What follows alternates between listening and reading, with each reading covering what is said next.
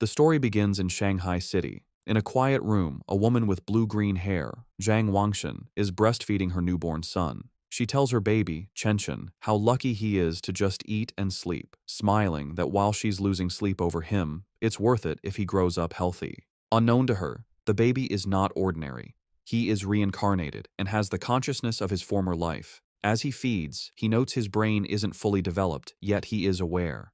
A blue, game-like status screen appears, identifying him as Lin Zichen, 33 days old, with a biological level of ordinary Tier 1.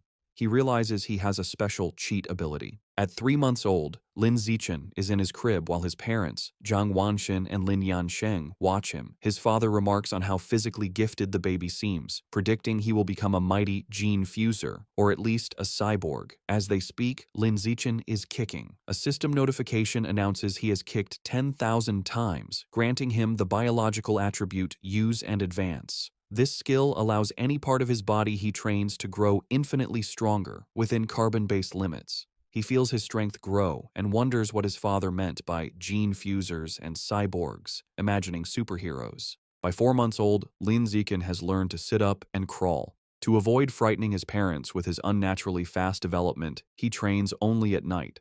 Each time he crawls, his system rewards him with points.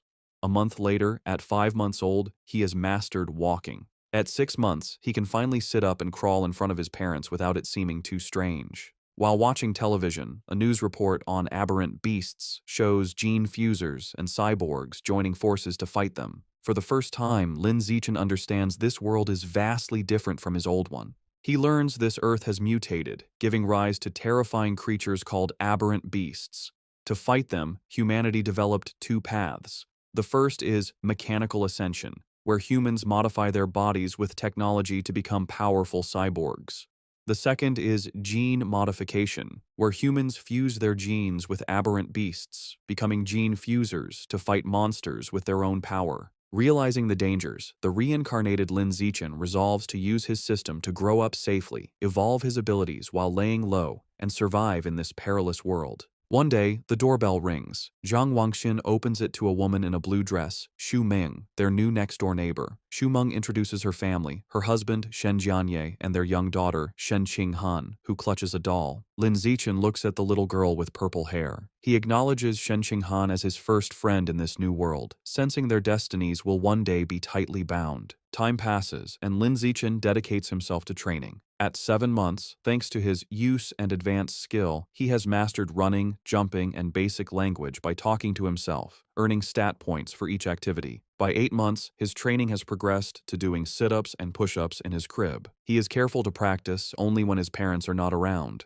But one day, his mother, Zhang Wangshin, walks onto the balcony and is shocked to see her 8-month-old son doing sit-ups. She rubs her eyes in disbelief. However, being a web novel author, she dismisses it as a stress-induced hallucination. Lin Zichen immediately pretends to be asleep, breathing a sigh of relief and making a mental note to be more cautious. A few days later, while giving him a bath, Zhang Wangshin makes another shocking discovery. She screams for her husband, Lin Yansheng. When he rushes in, she points out that their 8-month-old son has defined abs. Lin Yansheng is stunned. He excitedly suggests their son might be a 1-in-a-million prodigy with a bright future as a powerful gene fuser or cyborg. Hearing this genius narrative, Lin Zichen is relieved his secret is safe, realizing how lucky he is to have 2 web novel authors for parents. Lin Zichen reflects that on this mutated Earth, he is not the only genius. He and his mother watch a news report about a 2-year-old from a martial arts family who can lift a 20 kilos dumbbell with one hand.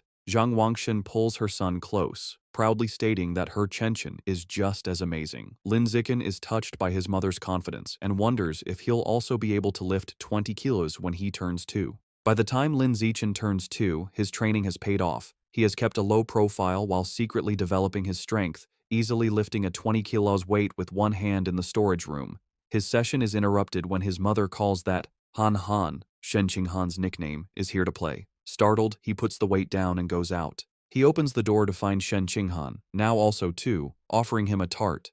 Lin Zichen internally remarks that due to their different mental ages, they don't play conventionally. While Han Han is a typical toddler, he uses every moment to train. He has found a unique way to spend time with her. Since she likes to stick close, she serves as a perfect custom-sized weighted vest for his exercises. There is, however, one recurring problem, which he is reminded of when he feels a warm wetness and cries out that Han Han has peed on him again. Another year passes. At age 3, Lin Zichen's strength has grown exponentially, and he can lift a 40 kilograms weight with one hand. While watching TV, he sees a report about a 4-year-old prodigy lifting a 30 kilograms dumbbell and notes with satisfaction that he is already stronger. Despite his progress, his system still shows his biological level as ordinary Tier 1. He wonders what it would take to reach Tier 2. With these questions in mind, he steps out of his house for the first time. The world outside is a stunning, futuristic cityscape with beastmen and cyborgs, which he assumes are the gene fusers and cyborgs he's heard about. Accompanied by his mother and their neighbors, Xu Meng and Shen Qing'an, he heads to the library. Since his parents don't let him use electronic devices, books are his best source of information. At the library, his mother points him toward the children's section,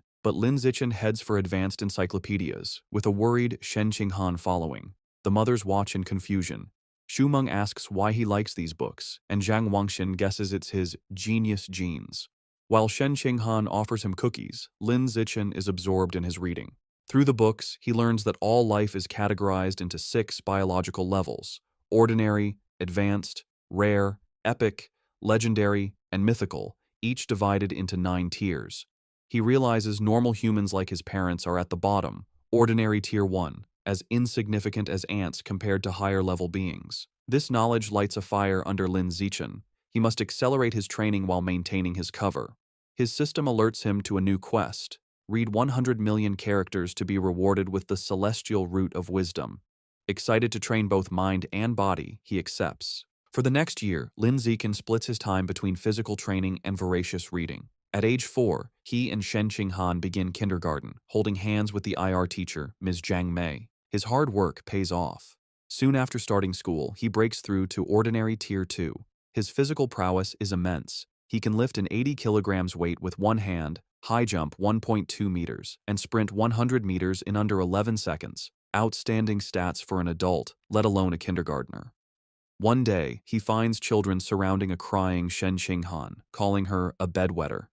Seeing his friend bullied, he knows he must act. He leaps dramatically into the center of the bullies. He glares and unleashes a terrifying threat. If anyone bullies Han Han again, he will pee on their bed every day. The childish but menacing threat works. The bullies burst into tears, vowing never to return to kindergarten. Shen Qing'an looks at her protector with admiration. This act unlocks a new achievement, the title of Kindergarten Kid King, and a new series of quests. He is delighted he can work on multiple quests at once. Half a year later, he completes his reading quest. Having read 100 million characters, he is awarded the Celestial Root of Wisdom, granting him a perfect eidetic memory and peak human learning ability. Time flies, and soon he and Shen Qing'an are almost 7, posing for their kindergarten graduation photo. Even during vacation, Lin Zichen does not rest, now strong enough to train with a massive 200-kilo barbell. During the vacation, his abilities reached new heights. He could leap over 2 meters high and had broken the 8-second barrier in the 100-meter dash with a time of 7.98 seconds. His mind was just as sharp. Boosted by his new attribute, he had already finished most of the elementary school curriculum. His new life began at Sunshine Elementary School. Because he was already self-studying advanced subjects, academic competitions were easy. He effortlessly took first place at the National Elementary School Academic Competition, just to unlock his title as quickly as possible. Whenever he had free time, he would give Shen Qing'an private tutoring. Though not an exceptional talent, she was diligent. With his help, her grades improved dramatically, and after one semester, she was ranked second in the class, with Lin Zichen holding first place. To speed up his quest, he also participated in school sports meets, breaking every record. Just when he thought his school life would continue in this predictable routine, a special new transfer student appeared. The teacher introduced the newcomer, a girl with long, silvery blue hair named Bai Shui. Lin Zichen immediately knew she was different. As she stood in the doorway, he could sense a faint, unusual aura that did not belong to a normal human. As the new transfer student, Bai Shui, walks to find a seat, the other students watch her curiously. Shen Qing'an leans over to Lin Zichen, whom she calls Xiao Chen, and whispers about how pretty Bai Shui's hair is, like winter snowflakes. However, Lin Zichen is not in the mood to discuss aesthetics. As Bai Shui sits near him, his mind is on the strange, non-human aura he senses from her. He wonders if she could be a gene fuser or the descendant of one. In the following days, Baizue proves to be an enigma. She doesn't speak to anyone and lays her head on her desk the moment class ends, remaining motionless. She barely even gets up for the restroom. At first, students are curious, even taking photos with her while she sleeps. But as her behavior doesn't change, they lose interest, and the classroom returns to its routine. This peace is shattered over a month later. A bizarre phenomenon begins. Bai Shui starts to secrete a viscous, white liquid. The substance has a foul odor and drips down her clothes and legs. The other students react with disgust, complaining about the terrible smell. A mean-spirited boy sneers a crude comment about the liquid and then pours his water bottle over her head, claiming he's washing her out. Humiliated and soaked, Bai Shui clenches her fist on the desk, and tears stream down her face as she begins to cry, her shoulders shaking with silent sobs. The bullies erupt in cruel laughter at her distress. Watching from their desks, Shen Qinghan turns to Lin Zichen with a worried expression, asking if they can help poor Bai Shui. Lin Zichen is confused. He had sensed Bai Shui was dangerous, so he can't understand why she is crying. He agrees to help. As he walks towards the bullies, he reevaluates his assessment. While he still doesn't understand her, he realizes that for now, she isn't a threat. She is just a weak girl being bullied, and he has to step in. Lin Zichen walks up to the main bully and grabs him by the collar, calling out his name, Guan Chun. With a menacing smile, he orders the boy to wipe the water off Bai Shui's desk. Guan Chun is terrified and stammers that he'll wipe it up right away. The other bullies know they are in trouble. Lin Zichen is notorious at school for being skilled at both academics and fighting. Not even 6th graders dared to mess with him. Knowing it's better to comply, they quickly grab tissues and clean up the mess. Once the desk is clean, Lin Zichen's gaze sweeps over the group. He commands everyone involved to apologize to her immediately. The bullies, sweating and terrified, quickly comply. They line up before her desk and bow their heads, offering apologies and promising never to bully her again. With the bullies gone, Bai Shui looks up, her eyes still tearful. She gratefully thanks both Lin Zichen and Shen Qinghan. Shen Qinghan puts a comforting hand on Bai Shui's shoulder, telling her that classmates are supposed to help each other. From that day on, Shen Qinghan makes it her mission to befriend the quiet, white-haired girl, always dragging Lin Zichen along. The three begin spending their free time together. Shen Qinghan is especially kind, always sharing her tastiest snacks with Bai Shui first. During one of these moments, as Shen Qinghan offers her a treat, Bai Shui hesitates. She looks at them and asks if they aren't disgusted by her because she smells so bad. She explains she's sorry for not trusting them, but since she was little, she has always been ostracized by everyone. Having someone be nice to her feels so unreal that she thinks she must be dreaming. Bai Shui looks up in surprise when Shen Qinghan tells her firmly that this is not a dream. Shen Qinghan smiles gently and says she knows what it's like, so she would never be disgusted by her. She declares that as long as Bai Shui is willing, they will be friends forever, pulling a slightly exasperated Lin Zichen into the promise. Overcome with emotion, Bai Shui tightly hugs Shen Qinghan. Tears of gratitude stream down her face as she thanks them for their kindness. After composing herself, she tells them she wants to give them a gift in return. She holds out a necklace with a pair of beast fangs, explaining it was a birthday present from her mother. She gives it to them, hoping it can be a symbol of their friendship. Shen Qinghan enthusiastically agrees, and the three children stand together in the schoolyard as the sun sets, joyfully declaring they will be friends forever. However, just as their newfound friendship was solidified, the unexpected happened. One day, Shen Qinghan is stunned to learn that Bai Shui has transferred out of the school. Lin Zichen confirms it, revealing that he saw her filling out the withdrawal papers. He flashes back to watching from the principal's office doorway. He saw Bai Shui with the principal and a large, intimidating man with cybernetic arms. The principal assured the man that Bai Shui's paperwork was complete and her information would be kept confidential. The encounter confirmed Lin Zichen's suspicions that Bai Shui's identity was not simple. From that day on, he never saw Bai Shui again, left to wonder about her. But he notes that the events that followed were what truly captured his attention. Sometime later, Lin Zichen is at home giving his mother, Zhang Wangxin, a shoulder massage. She sighs in relief, telling him the massage is perfect after a long day of typing. Lin Zichen internally notes that he learned professional massage techniques thanks to his celestial root of wisdom and is surprised by its usefulness. Their quiet evening is interrupted by a major news report. It features another incredible achievement by the Kyoto prodigy. At just 10 years old, the boy has successfully fused with aberrant beast genes and can now lift a 500 kilograms boulder with one hand. Lin Zichen recognizes the boy and realizes with a jolt that his rival has already begun gene fusion. His father, Lin Yansheng, complains that the Kyoto prodigy is always on TV, questioning if they are trying to turn him into an influencer. The parents discuss it. Lin Yansheng explains the boy is from a 1,000-year-old martial arts family, so they likely have advanced gene fusion technology. Zhang Wangxin argues it's wrong to use a child as a guinea pig. Her husband counters that for such a family interests come first, earning a sarcastic "you know everything" from his wife. While his parents bicker, Lin Zichen is deep in thought. He recalls that before the fusion, the prodigy could lift 100 kilograms. Now he can lift 500 kilograms, a five-fold increase. In comparison, Lin Zichen, at only 8, can already lift a 300 kilograms weight with one hand without any gene fusion. He concludes with a confident fist pump that his own potential is far greater. His confidence was soaring, but that feeling was short-lived. The next news report taught him the true meaning of fear. Breaking news shows a city in a neighboring country completely devastated by a massive explosion. The report states that based on footage, the attack was carried out by giant aberrant rats. The screen shows horrifying images of monstrous rats swarming the ruins, capturing a screaming woman in their massive jaws, and then brutally devouring her. The news report continues, confirming heretics were responsible for the aberrant rat attack, fanning the flames from the shadows. At a press conference, an official from the devastated Sakura country pleads for international aid, explaining the heretics are a shadowy cult manipulating the beasts. Watching the news, Lin Zichen learns the cult is an anti-human organization of traitors who serve the aberrant beasts for their own gain. He feels relieved to be born in a powerful, stable country, giving him a safe place to grow stronger while laying low. His thoughts are shattered by sonic booms outside. He rushes to the window and pulls back the curtain to see a squadron of heavily armed cyborgs flying through the night sky. He wonders why so many are being deployed, hoping nothing bad is happening. The next morning, everything seems normal. Lin Zichen waits for Shen Qinghan, who runs up, apologizing for being late. As she approaches, he notices something strange.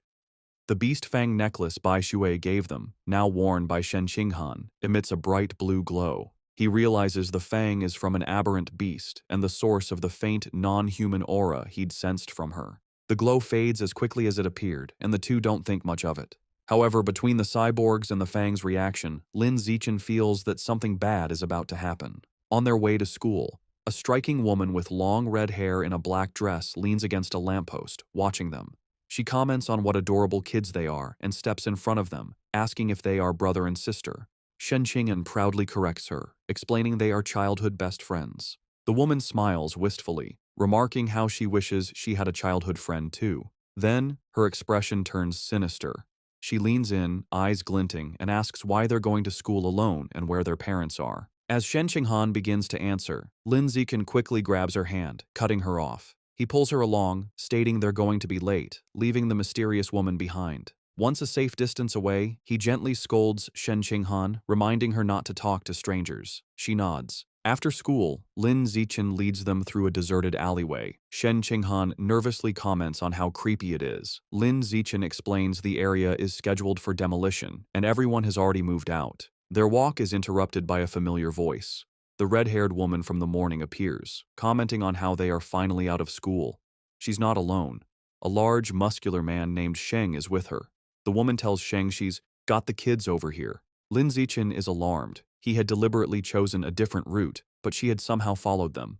The woman tries to lure them closer with a sweet voice, offering them treats. Her accomplice, Sheng, grows impatient. He tells her to stop talking and just knock the kids out so they can get it over with. Without another word, Sheng rushes toward them with a cloth, shouting he's in a hurry to sell them for cash. As he closes in, Lin Zichen shoves Shen Qinghan out of the way and squares up to face him. He clenches his fist and throws a powerful punch with all his might.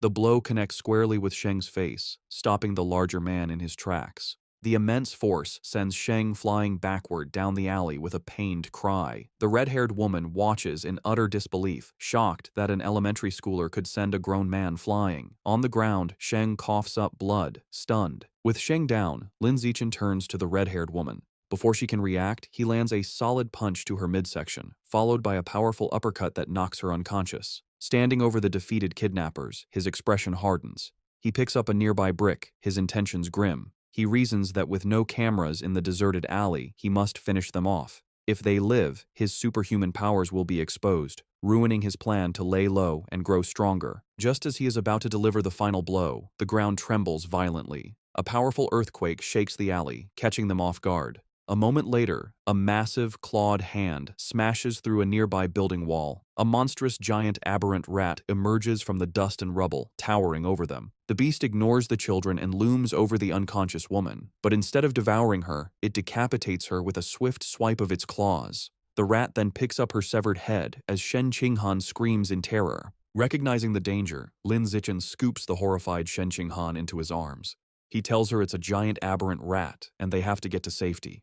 He turns and sprints away, carrying her as they flee. As they escape, a flash of red and gold streaks through the sky. A female cyborg with blonde hair and rabbit ear attachments on her helmet dives into the alley. She moves with incredible speed, a blur of motion as she zips past the rat. Shen Qinghan, looking over Lin Zichen's shoulder, exclaims how unbelievably fast the cyborg is. The cyborg lands gracefully behind the monster. Facing the rat, the female cyborg prepares her attack. Her gauntlet glows as she charges her weapon and announces, "Anesthetic smoke." She fires projectiles at the monster, causing massive explosions that rock the alley. Lin Zichen shields Shen Qinghan from the blast. The aberrant rat is caught in the fiery explosions, roaring in pain, and is left dazed by the anesthetic smoke. Seeing her opening, the cyborg surges forward and finishes off the weakened beast in a flurry of strikes. Later, Lin Zichen watches a news report about the incident at home. He analyzes the fight, concluding the cyborg's power level probably isn't very high. He reasons she had to weaken the rat first, and it still took her 7 minutes to kill it. He reflects on the danger of giant aberrant rats, knowing they are tough creatures that can grow over 10 meters long and reach ordinary 5th tier. Fortunate that they escaped unharmed, the incident reminds him of the world's dangers. He resolves to increase his training to protect himself and those he cares about. He is later seen in his training space, doing weighted squats with a heavy barbell, his system rewarding him with points. Although the threat of aberrant rats looms, life continues. Soon, he and Shen Qinghan celebrate their 9th birthday with both families around a large cake. After making wishes, they exchange gifts. Thanks to his celestial root of wisdom, Lin Zichen had taught himself to carve in one night and crafted an intricate wooden hairpin for Shen Qinghan. She is overjoyed, placing it in her hair and exclaiming how much she loves it. Time passes quickly, and soon Lin Zichen and Shen Qinghan graduate from elementary school and start middle school. As they leave, his system notifies him that he has completed the Dominate 9 years of compulsory education achievement, unlocking the Kindergarten Kid King and Elementary School Top Dog titles. He becomes excited to unlock the Middle School Overlord title next, which will grant him the Survival of the Fittest attribute. During the break, he sticks to a high-intensity training regimen. His training includes 1,000 push-ups with a massive boulder on his back, granting him huge stat boosts. His hard work pays off. Just before school begins, after a 10 kilometers run, his system announces his biological level has broken through to ordinary 3rd tier. His physical attributes increase dramatically. He can now lift 700 kilograms with one hand, has a vertical jump of 4 meters, and can run the 100-meter dash in 6 seconds. As his power grows, he wonders what level the Kyoto prodigy has reached. Coincidentally, a news story airs on TV the night before school starts. The report reveals the now 14-year-old prodigy has fused with giant ant genes and can lift a 2,000 kilograms alloy block with one hand. Lin Zichen calculates that since giant ant genes increase strength by a factor of 4 to 8, the prodigy's true lift without the gene enhancement is only around 500 kilograms. This means Lin Zichen is still fundamentally stronger. He smiles, imagining how powerful he will become with future gene fusion. The next day, middle school begins. Because he was the city's top student, all the best middle schools tried to recruit him. He accepted the invitation from Shanghai Middle School, but only if Shen Qinghan could be in his class. During registration, they are welcomed by the principal and their new homeroom teacher, who express how much they are counting on him. After a few pleasantries, he makes an excuse and leaves with Shen Qinghan. The real reason he chose Shanghai Middle School was for its excellent athletic facilities. They had planned to play badminton on the school's court before classes officially started. On the court, an excited Shen Qinghan tells Lin Zichen, "Xiao Chen, they should start." She serves with a flourish, calling out her fairy's curveball. Lin Zichen easily catches the shuttlecock mid-air, but their game is interrupted. A group of upperclassmen approaches, and their leader, in a backward cap, snatches the shuttlecock, informing them the court is reserved. His friends mockingly offer to let Shen Qinghan stay and spar with them. Shen Qinghan stands her ground, telling them they have to follow the rules, and they were there first. Lin Zichen, seeing them get too close to Shen Qinghan, steps in with a cold expression. He tells them to get away from her and reminds them of the first come, first served rule. The leader scoffs, arrogantly declaring he is taking the court.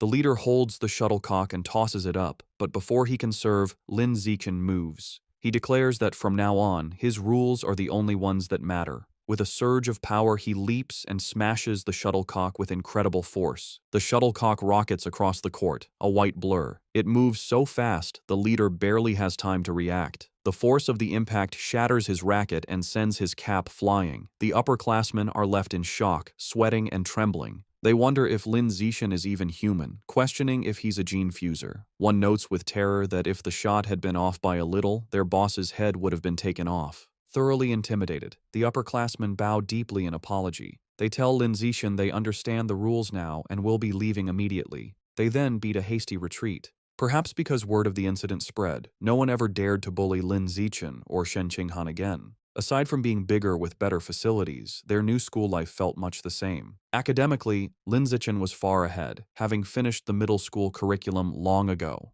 During class, he would read interesting books to pass the time. At night, after workouts, he would use his celestial root of wisdom to learn new skills online, quickly dabbling in cooking, photography, driving, swimming, and various sports. To unlock the middle school overlord title, he didn't just rank first in every subject, he also represented the school in national competitions. He stood amidst a mountain of trophies. To keep a low profile, he was careful not to win first place in every competition. A semester went by, and the title still hadn't unlocked. However, his performances earned him many fangirls who left stacks of love letters on his desk. He ignored them. Aside from tutoring Shen Qinghan, he focused on the upcoming school sports festival. He believed that if he completely dominated it, he should finally unlock the title. For the festival, he entered only 3 events: shot put, high jump, and sprinting, representing strength, jumping, and speed. He achieved an astonishing 201-meter throw in the shot put. Although he held back to avoid seeming too superhuman, he still easily took first place in all his events. Just as he was sitting with Shen Qinghan, admiring his gold medal, he felt a new power surge through his body. A system notification appeared, announcing that because his achievements far surpassed every other student, he had unlocked the middle school overlord title. With all 3 school-age titles unlocked, the Dominate 9 years of compulsory education achievement was complete, and he had obtained the new biological attribute, survival of the fittest. As the power flowed through him, he realized with satisfaction that the title had finally unlocked. As Lin Zichen and Shen Qinghan leave school, he considers his new survival of the fittest attribute. The ability lets a predator devour the life essence of other creatures to evolve. He wonders what life essence is, lost in thought until Shen Qinghan calls for him to wait. Snapping back to reality, he gets an idea. He asks Shen Qinghan if he can borrow her beast fang necklace. She agrees and hands it to him. The moment his fingers touch the fang, a system notification appears. It informs him he has devoured a trace of the abyssal giant butterfly's life essence, unlocking a new guidebook with 1% progress. A spectral image of a massive, dark butterfly with eyes on its wings appears around him. He is stunned to realize the fang is a butterfly's tooth. That night, hoping to learn more, he searches for abyssal giant butterfly online. To his surprise, the search returns no results. Realizing he'll have to study this exotic beast on his own, he remembers Bai Shui had given them a pair of fangs. He rummages through his bag and finds the second tooth. Holding the second fang, he once again absorbs its power. Another system notification confirms he has devoured a second trace of life essence, but the guidebook progress only increases to 2%. He looks at the fang with disappointment, realizing there isn't much life essence left in it. He concludes he must find another way to unlock the abyssal giant butterfly's full power. The next day after school, to boost his training and ensure a quick escape route from any aberrant beasts, Lin Zichen starts biking Shen Qinghan to and from school every day. As they leave the school grounds, a man calls out to him, "Zichen." The man, in a tracksuit, stops them and introduces himself as Coach Guo from the school's martial arts team. He praises Lin Zichen's performance at the sports meet as the best in school history. With great enthusiasm, Coach Guo formally invites him to join the team, insisting his athletic talent surpasses his academic abilities. He urges Lin Zichen to say yes, but also offers him time to learn about the team before deciding. Coach Guo speaks so quickly and passionately that Lin Zichen doesn't get a chance to say no. Waving goodbye as they ride off, the coach tells them the martial arts team is in room C of the gym and that he'll be waiting for him if he's free to visit the next day. As the sun sets, Lin Zichen is back in his room, ready to test his new ability. He claps his hands, squashing a cockroach and a mosquito he found. He opens his hands to examine the dead insects, but feels no power surge. He realizes killing such small, ordinary creatures didn't trigger the skill. He deduces that only powerful or exotic beasts carry enough life essence to be devoured for his evolution. To verify his new theory, Lin Zichen decides to visit a supermarket that sells beast meat. With Shen Qinghan on the back, he bikes them into the city. They soon arrive at a large, multi-story supermarket. Inside, they walk through the aisles, and Lin Zichen notes that while there is plenty of beast meat, it's all pre-packaged. He knows he can't test his theory without touching the meat. Just as he's feeling frustrated, he hears a butcher advertising fresh-cut beast meat. He spots a counter with a sign reading, "Fresh beast meat, not pre-packaged, safe to eat," where a butcher is cutting up large sides of meat. Telling a confused Shen Qinghan to wait, he says he's going to check out the meat. He doesn't explain further, eager to confirm his suspicions, and rushes to the counter. He reaches out and places his hand on a slice of freshly cut beast meat. The moment he makes contact, a powerful surge of purple energy flows into him. Just as he thought, the beast meat contains a strong surge of life essence. He clenches his fist in excitement, a wide grin on his face. Shen Qinghan watches, bewildered, wondering why he is so excited just from touching meat. She approaches him with a look of confused concern, asking how the meat feels. Trying to play it cool, Lin Zichen casually tells a bewildered Shen Qinghan that the meat just feels fresher than normal and asks if she wants to touch it too. She frantically waves her hands and refuses, saying he has touched it enough for both of them. Having confirmed his theory, Lin Zichen decides to buy some of the beast meat to try at home, surprising Shen Qinghan. He isn't surprised by her reaction, knowing beast meat is incredibly expensive. Even the cheapest option, the ghost shadow squid, costs nearly 1,000 yen per jin. Deciding to go with the squid, he picks up a package. Shen Qinghan panics at the price, telling him it's too expensive and that he should ask his mother first. Lin Zichen simply smiles and pats her head reassuringly. He tells her not to worry, making up a lie that his mom had already told him to buy plenty for both of their families. A flashback shows his mother, Zhang Wangshan, happily agreeing to cook a feast. Internally, Lin Zichen admits that while sharing is part of his plan, his other, more important reason is to test if he can absorb life essence through consumption, as he worries direct absorption might spoil the meat. At the checkout, he buys 3 packages of the ghost shadow squid for a hefty 29.94 yen. The female cashier thanks him. As they leave, Lin Zichen thinks about how expensive the meat was, wondering when they'll be able to afford it again. By the time they finish shopping, it is after 9 p.m. Knowing the city has been chaotic lately, they decide to head straight home for safety. On the ride home, Lin Zichen can't stop thinking about his experiment. Unable to wait, he discreetly places his hand on the package of meat in the basket. He immediately feels a familiar surge of purple energy. His system confirms he has devoured a trace of the ghost shadow squid's life essence. A new guidebook for the creature is unlocked, but his progress is only 0.1%. A spectral image of the menacing, multi-eyed squid appears in his mind. As they bike through the quiet streets, he does some mental math. He realizes devouring a small amount of meat only unlocked a fraction of its power. He estimates he'd need to devour 100 jins to reach 100% on the guidebook, costing a staggering 100,000 yen. He considers the squid's special ability, to dissolve into water and vanish, and decides the powerful skill is worth the price. His course is clear. He needs to make a huge sum of money, as he can't ask his family for that much. He then remembers his second reason for buying the meat, to test if absorbing its life essence would cause it to spoil. He glances at the package. It's been a while, but the meat looks perfectly fresh. He grins, delighted that absorbing the essence doesn't ruin the meat. As he continues to absorb its power, his progress bar for the squid climbs to 3%. His concentration is broken when Shen Qinghan shouts a warning. He slams on the brakes, screeching to a halt just inches from a couple in the bike lane, and apologizes. He scolds himself for not watching where he was going, then wonders why the lane is so crowded. Shen Qinghan points ahead. They see a tense standoff. A muscular, red-haired man is holding a woman hostage at knife point. Shen Qinghan recognizes the hostage in terror as their teacher, Chao Mei.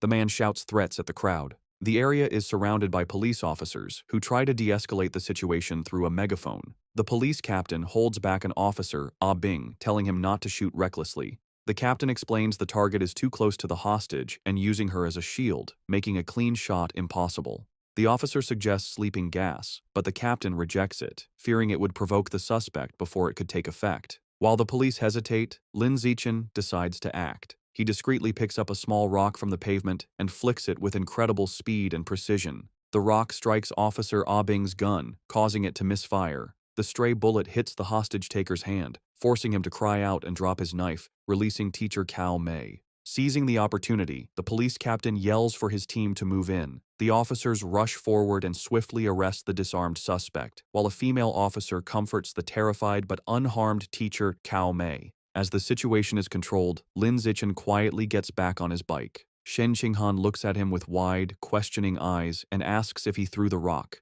He quickly shushes her, saying they should leave and talk later, and they pedal away. Just as they are about to get away, a voice commands them to stop. The police captain calls out, asking if Lin Zichen was the one who threw the rock. Panicked at being caught, Lin Zichen quickly denies everything with a nervous smile. The captain watches them pedal away, finding it strange that someone wouldn't want to admit to a good deed. He muses aloud that there's a reward for bravery. The word reward instantly catches Lin Zichen's attention. Needing money, he slams on his brakes, skids to a halt, and rushes back to the captain. He sheepishly retracts his denial, admitting he threw the rock and explaining that the money is really important to him. The captain tells him to come to the station to make a report, promising to help him apply for the reward. After informing their families, Lin Zichen and Shen Qinghan prepare to head to the police station. He assumes everything will go smoothly, but as the police lead the cuffed suspect away, something goes horribly wrong. The suspect's face begins to twist grotesquely. The police realize with horror that he's a heretic and is mutating into a giant aberrant rat right before their eyes. The monster breaks its cuffs and goes on a rampage, swiping its massive claws at the officers. The police captain gets on his radio, ordering all forces to open fire but to protect the civilians. The officers unload their weapons, but the bullets have no effect. A frantic report comes in, identifying the heretic as having fused with Rat King genes and calling for immediate backup. Realizing the danger, Lin Zichen apologizes, grabs both of them and pulls them away, urging them to run. He is relieved the monster isn't chasing them, but knows they need to get away fast. As they flee, a new figure streaks down from the sky in a purple aura. It's a female cyborg in sleek, futuristic armor. She lands a powerful blow on the giant rat, sending it staggering backward. Hovering in the air, the cyborg, a woman with short, dark purple hair, begins to charge a laser cannon in her chest. With a command to fire, she unleashes a massive, devastating beam of purple energy that engulfs the mutant rat. The creature roars in agony as it is completely disintegrated, leaving nothing but scorched remains. Lin Zichen watches, stunned by the cyborg's incredible power. With the threat gone, teacher Cao Mei and Shen Qinghan breathe sighs of relief. Lin Zichen, however, is more concerned about his bike, noting with relief that the blast didn't hit it, which would have been a huge financial loss. Just as the tension subsides, he has a sudden realization. He looks into the bike's basket and sees the expensive ghost shadow squid meat has spoiled, giving off a foul smell. He now understands his initial theory was correct. Absorbing the life essence causes the meat to spoil, but there's a delay. Holding up a limp tentacle, he realizes he needs an excuse and decides to blame the fight and the now-deceased heretic. Putting on a dramatic show, he throws the spoiled tentacle down, loudly blaming the heretic and the cyborg's attack for roasting the meat. Teacher Cao Mei comforts him, saying what matters is that they're all safe. Although they plan to go home, at the captain's request, they end up riding with the security team to the station. They didn't expect to be transported in the same van as the heretic's remains. After the laser blast, all that was left was a pile of scorched flesh on a gurney, and the smell was intense. As he sits in the foul-smelling van, another thought strikes Lin Zichen. He remembers that the beast fangs from Bai Shui still contained life essence long after the creature was dead. A new possibility dawns on him. Could there be life essence left in this corpse as well? And if so, could he devour the corpse's Rat King gene for himself? Sitting in the police van, Lin Zichen wonders how much of the Rat King gene he can devour from the heretic's scorched corpse.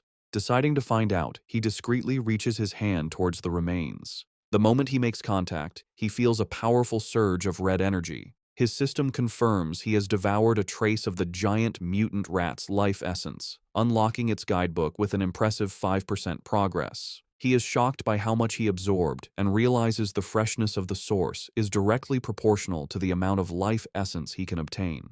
The escorting officer, Ah Bing, notices his movement and tells him to sit still. Lin Zichen quickly claims he just needed to stretch. Later, at the public security office, he knows that while Ah Bing was easy to fool, the security captain is sharper. The captain informs Lin Zichen that he has applied for his bravery reward, but then questions him more seriously. He asks how a middle schooler, at such a distance and in poor lighting, managed to so precisely hit the heretic's knife hand with a rock. Lin Zichen gives a vague answer, claiming it's because he often trains his right hand. The odd response leaves the captain speechless. Their conversation is interrupted when Shen Qinghan calls out that her auntie is here. Lin Zichen is surprised to see his parents rush into the station. His mother runs towards him in a panic, calling his name with a terrified expression. She throws her arms around him in a tight hug, asking if he's all right and telling him he scared her half to death. He tries to calm her, reassuring her that he's fine and even got a bravery reward.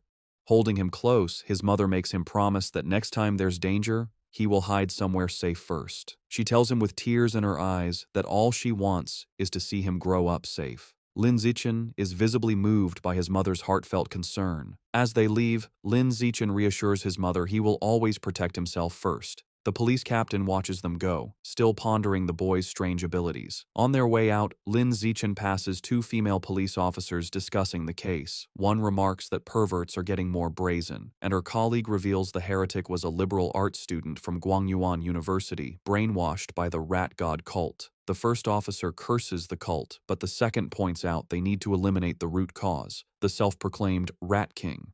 The name instantly catches Lin Zichen's attention. In the car home, he immediately starts researching the rat god cult on his phone. Surprised to find a ton of information, he learns the cult's main base is in Shanghai City, and most of its members are societal outcasts. He uncovers a shocking piece of information suggesting the Rat King wants to evolve into a higher life form and is forcing its followers to gather evolution materials. This leads him to a chilling question. Has the Rat King, an aberrant beast, already developed sentience? His thoughts are interrupted when he glances out the window and sees a giant rat, nearly the size of a cat, on the sidewalk. For a moment, he wonders if it's related to the Rat King, but quickly dismisses the idea, telling himself that in the South, cat-sized rats aren't that unusual. Shaking off the thought, he realizes how quiet Shen Qinghan has been.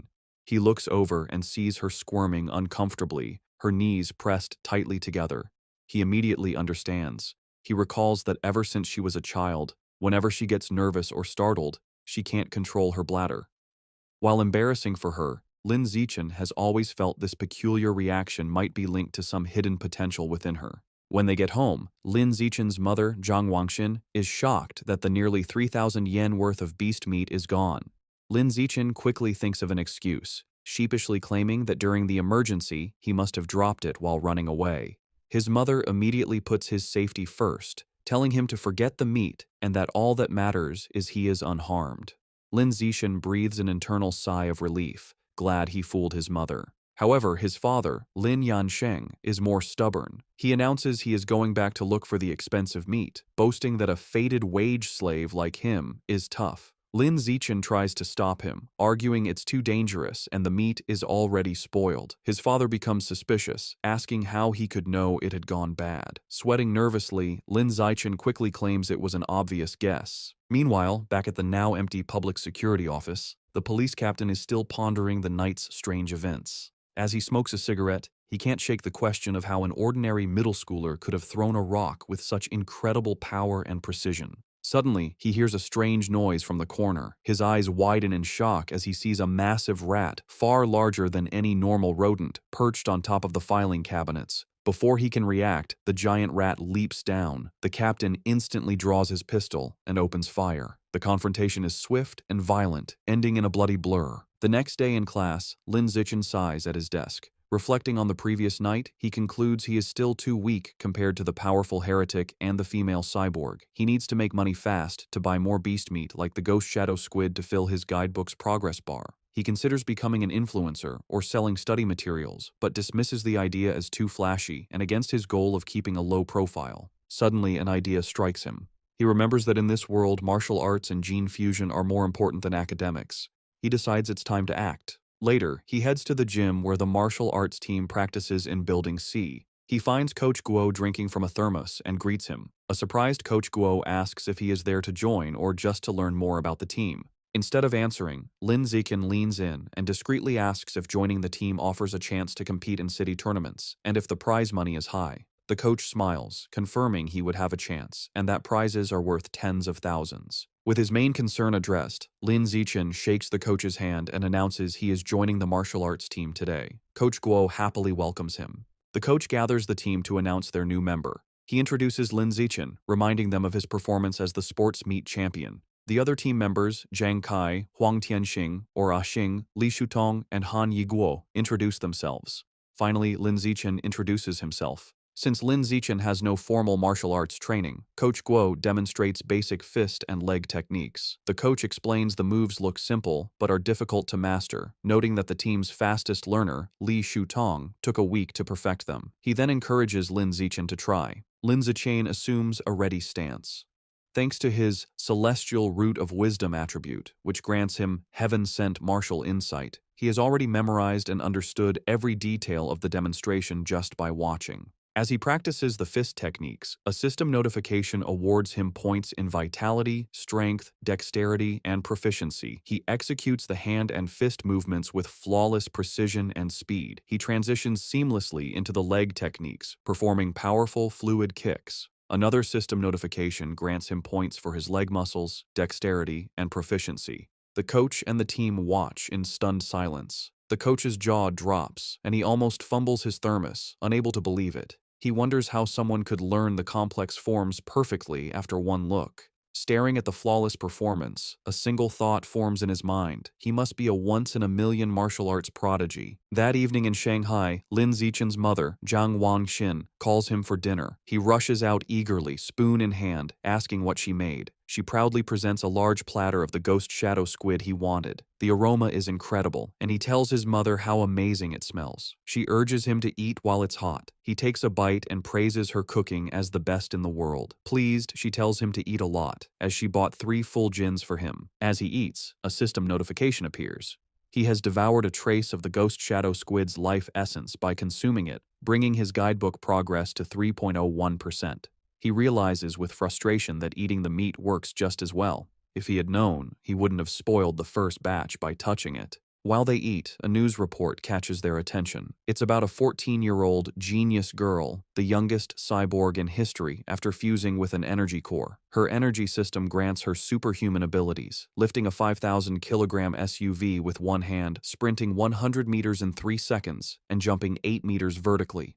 Watching this, Lin Zichen ponders the debate in his world. Between the Kyoto prodigy's gene fusion and this girl's cybernetics, which path is stronger? His thoughts are interrupted by another breaking news story. It announces that the security captain they met, He Chunshan, was killed in his office. Surveillance footage showed he was attacked and devoured by a giant mutant rat that infiltrated the station. Medics are shown wheeling his body into an ambulance. Lin Zichen is horrified. He recalls the large rat he saw the night before and wonders if it was connected. He imagines a giant rat rampaging through the city. The captain's death is a grim reminder of the escalating danger. Staring intently, Lin Zichen decides he must intensify his training immediately. Following the police captain's death, Lin Zichen dedicates himself to a grueling training regimen. After intense practice, he can now sprint 100 meters in a blistering 4.61 seconds. His physical power has skyrocketed. His vertical jump is 5.3 meters, and he can lift an astounding 1,200 kilograms with one hand. In addition to his personal training, he continues his martial arts practice with the school team, hoping to boost his strength quickly for the upcoming tournament. The next morning at school, he heads to the gym to practice, with a curious Shen Qinghan tagging along. On their way, a girl with pink hair warmly greets Lin Zichen and offers him a bottle of fresh milk. He politely declines, thanking her, and walks past with Shen Qinghan, leaving the girl disappointed. Watching from a distance is his teammate, Zhang Kai. He clenches his fist in anger, resentful that the person who beat him at the sports meet is rejecting a gift from the girl he admires. Unable to contain his frustration, Zhang Kai rushes forward and blocks their path. He confronts Lin Zichen, scolding him for his poor manners and for hurting the girl's feelings. When Lin Zichen calmly explains he is allergic to milk, Zhang Kai refuses to believe him and calls him a liar. Enraged, Zhang Kai points at Lin Zichen and challenges him to a spar. He sets the terms. If he loses, he will never bother Lin Zichen again, but if Lin Zichen loses, he must drink the whole bottle of milk. Just as the challenge is issued, a new system notification appears. A new achievement mission has been triggered. Defeat 1,000 different opponents in formal competition for the survival of the fittest biological trait. A sly grin spreads across Lin Zichen's face. This is the opportunity he has been waiting for. Surrounded by a menacing purple aura, he accepts the challenge, his eyes glinting with anticipation as he agrees to the spar. Word of the duel spreads quickly through the school. Two students excitedly decide to go watch the fight between the popular junior, Lin Zichen, and a senior. By the time they are ready, the gym is packed with onlookers in a large circle around the sparring area. The crowd is clearly on Lin Zichen's side. Many of his female fans cheer him on, telling him to teach his opponent a lesson, including the pink-haired girl from earlier who gets her phone ready. Zhang Kai scoffs, annoyed that everyone assumes he will lose. He internally admits Lin Zichen's talent has grown incredibly over the past month. He sees this duel as his last chance to put the rising genius in his place and show off his own strength. In contrast to his opponent's intensity, Lin Zichen seems unfazed. He casually states that he needs to go home for dinner and asks if they can make the fight quick. Taking this as an insult, Zhang Kai smirks and agrees to grant his wish. Coach Guo steps between them to officiate. He raises his hand to start, reminding them of the rules. However, before the fight begins, Zhang Kai shouts for them to wait. With a condescending grin, he offers Lin Zichen a handicap. He points out that he has trained for nearly 2 years, while Lin Zichen is a novice of only a month. To be fair, he declares he will let Lin Zichen have the first 3 moves. Lin Zichen simply agrees. The moment he agrees, Lin Zichen explodes into motion. He closes the distance in a blur, catching Zhang Kai by surprise. Before his opponent can raise his guard, Lin Zichen unleashes a single devastating punch. The blow connects with brutal force, sending blood flying from Zhang Kai's nose. He is knocked out instantly, collapsing unconscious on the gym floor. The entire gym is stunned into silence. Coach Guo's jaw drops as he stares in disbelief, shouting that the fight was over in one punch. The rest of the martial arts team and the crowd are equally shocked, calling the outcome ridiculous, unable to process that the duel was over in a single second. The silence is broken by a roar of celebration. Shen Qinghan throws her fist in the air, ecstatically cheering for Lin Zichen's victory. The other girls, including the one with pink hair, join in, shouting about how amazing he was. Standing over his defeated opponent, Lin Zichen receives a system notification. It informs him that by defeating a rival and winning the affection of the opposite sex, he has obtained priority mating rights. More importantly, his new mission progress is now 1,000. He reflects that he has a long way to go to unlock the natural selection attribute. To speed up his progress, he turns to the remaining, terrified members of the martial arts team. With a friendly but unsettling smile, he suggests they should all spar as well. The team members stare back, their faces pale with horror. Immediately, they all start making pathetic excuses. One has cram school, another's mother is waiting for dinner, while others pretend to feel sick. Before they can flee, Zhang Kai struggles to his knees. He refuses to accept his loss, furiously accusing Lin Zichen of a sneak attack and vowing to crush him in a rematch. Coach Guo steps in, telling Zhang Kai to accept his loss like a man. The coach then wonders aloud if the punch was just a lucky shot, deciding to test the theory on another team member named Xiao Lizi. Hearing his name, a spiky-haired boy freezes in terror. Though he assumes a fighting stance, he is clearly terrified, begging Lin Zichen for mercy and not to hit his face. 10 minutes later, the results are clear. Several martial arts team members are lying unconscious on the gym floor. Lin Zichen stands over them, noting he made sure not to go too hard on them and just exchanged a few blows. However, when he checks his system again, he is disappointed. Aside from the initial victory, none of the other spars counted toward his achievement. The rival count remains at 1,000. He realizes friendly sparring isn't enough. He has to defeat rivals in an official competition.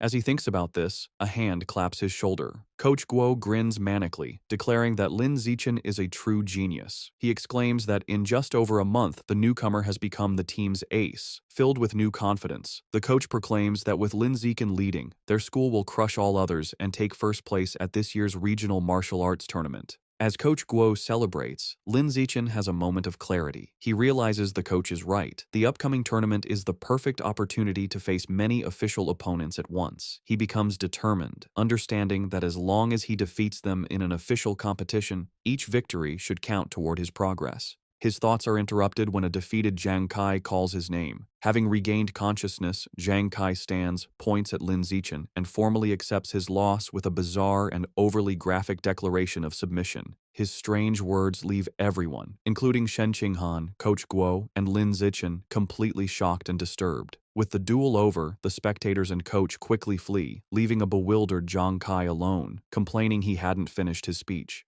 In this world, high schoolers must choose between martial arts or academics. Given the world's dangers, the martial arts class is considered the superior choice. Determined not to be left behind, Shen Qinghan decides to join the martial arts class and begins training rigorously with Lin Zichen. Their daily routine is intense. They start with a 3,000-meter run, followed by an hour of hand-to-hand combat practice. After that, they do sit-ups and push-ups to build strength. To conclude each session, Lin Zichen gives Shen Qinghan a massage to relieve her muscle tension. Of course, Lin Zichen doesn't slack on his own training. He pushes himself to the limit daily, driven by the goal of winning the tournament and unlocking the natural selection attribute as quickly as possible. 1 month later, all their hard work is about to be tested. The day of the regional martial arts tournament has arrived, and a determined Lin Zichen is ready to compete. The tournament is at the massive city gymnasium, with a huge crowd around a central fighting ring. In the waiting area, the mood is tense. Coach Guo nervously reviews the roster, complaining that their school, Shanghai High, drew a match against the strongest team, Shanghai No. 1 High. Another team member adds to the anxiety, mentioning their opponents have a fighter who can run the 100-meter dash in under 9 seconds, leaving them feeling outmatched. Sensing the team's low morale, Lin Zichen calmly raises his hand and volunteers to fight first. Though still worried, Coach Guo agrees to let his ace take the stage. As Lin Zichen walks into the arena, Shen Qinghan cheers him on from the sidelines, while Coach Guo shouts encouragement through a megaphone. Lin Zichen readies himself for the fight. His opponent, a much larger and more muscular student from Shanghai No. 1 High, steps forward. He acknowledges Lin Zichen's talent for making it to the tournament as a first year. However, his tone quickly turns mocking. He sneers that the stage isn't meant for a shorty who hasn't even hit 1.7 meters. Flexing his bicep, he promises to show Lin Zichen what a true gap in size and power feels like. The referee signals for the duel to begin. The large opponent rushes forward, unleashing a powerful punch. To his shock, Lin Zichen doesn't retreat. He effortlessly sidesteps the blow and counters with a swift punch to his opponent's chest. The impact is devastating. The force sends the massive student flying backward across the arena, knocking him out cold. The announcer stares in stunned silence before stammering a victory for Lin Zichen. On the sidelines, Shen Qinghan jumps to her feet, cheering that her Xiao Chen was amazing. The rest of the Shanghai High team erupts in celebration, mobbing their coach and shouting that Lin Zichen is insane, dismissing his opponent's strength as dead muscle. Meanwhile, on the other side, the coach for Shanghai No. 1 High is furious. He berates his defeated student for charging in blindly without using his footwork. Back in the ring, Lin Zichen receives a system notification confirming he has defeated another tournament rival, improving his ranking and bringing his elimination count to 1,000. He clenches his fist, satisfied that these matches are what he needs to advance. The opposing coach, determined to stop this, calls his next fighter forward, a boy named Chen Feng, and orders him to crush the first year as quickly as possible. Chen Feng calmly agrees. He steps onto the stage and assumes a ready stance, looking far more composed than the last fighter. The announcer signals for the second duel to begin. Chen Feng immediately showcases his superior technique, moving with incredible speed and launching a flurry of attacks. Lin Zichen calmly meets the assault, blocking a powerful kick with one hand. However, the force of his block sends Chen Feng spinning wildly through the air before he crashes hard onto the arena floor, unconscious. Medics rush in with a stretcher and carry Chen Feng away, stating he needs a head scan. The crowd is left bewildered. They murmur among themselves, questioning what just happened and speculating that the student from Shanghai High must be insanely lucky. Some angry spectators shout that the tournament must be rigged, demanding a refund. However, the coach of Shanghai No. 1 High knows better. Clutching his head in despair, he realizes with dawning horror that this isn't luck. The first year from Shanghai High is the real deal. Back in the waiting area, the coach has a new strategy. He calls his next fighter, a spiky-haired boy named Gao Fei, and gives him strict orders to focus entirely on defense, warning him that he cannot afford to lose. Gao Fei, however, is brimming with confidence. He calmly tells his coach not to worry, assuring him he will win. As he walks to the ring, Gao Fei internally dismisses Lin Zichen's victories. He believes his opponent isn't strong and has only won through tricks. With his superior speed, running the 100-meter dash in under 9 seconds, and greater experience, he is certain he can't lose. The crowd is buzzing. Spectators discuss Gao Fei's reputation, marveling at his speed. One person mentions his father is a gene fusion user, explaining his enhanced abilities. The consensus is that Lin Zichen's impressive run is about to end, though they acknowledge his great potential. The announcer signals for the duel to begin. Ignoring his coach's instructions, Gao Fei immediately goes on the offensive, lunging at Lin Zichen with a powerful kick. He follows up with rapid strikes, unleashing his special technique, the flowing water-shattering rock fist. His coach watches in fury, shouting at his disobedient student for attacking. Gao Fei scoffs at defense, believing a genius like him doesn't need it. Meanwhile, Lin Zichen, easily evading the blows, finds the technique interesting and decides to learn it on the spot.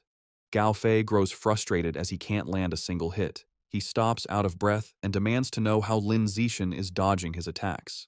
Unfazed, Lin Zichen calmly asks if he has any other moves, taunting him. Enraged, Gao Fei unleashes another desperate barrage of punches. Seeing the same predictable moves, Lin Zichen decides the time for observation is over. He thinks, "All right then, let's end this." He effortlessly dodges the final punch and counters with a single powerful kick to Gao Fei's midsection, ending the match instantly. The crowd is once again left in stunned, speechless silence. The silence is shattered by thunderous cheers from the Shanghai High supporters. Coach Guo and Shen Qinghan are ecstatic, shouting that their Xiao Chen is a beast and celebrating his third consecutive victory. The rest of the tournament proceeds just as easily. The next few opponents are even weaker. He effortlessly defeats each one, and soon he has single-handedly wiped out all 5 fighters from the opposing team. Over the next 2 days, the story is much the same. He continues his dominant performance, taking down 2 more schools by himself. Thanks to his incredible display, he successfully leads Shanghai High to win the championship. He and his team proudly pose with their medals and trophy. However, as he checks his system, his rival count is only 16,000.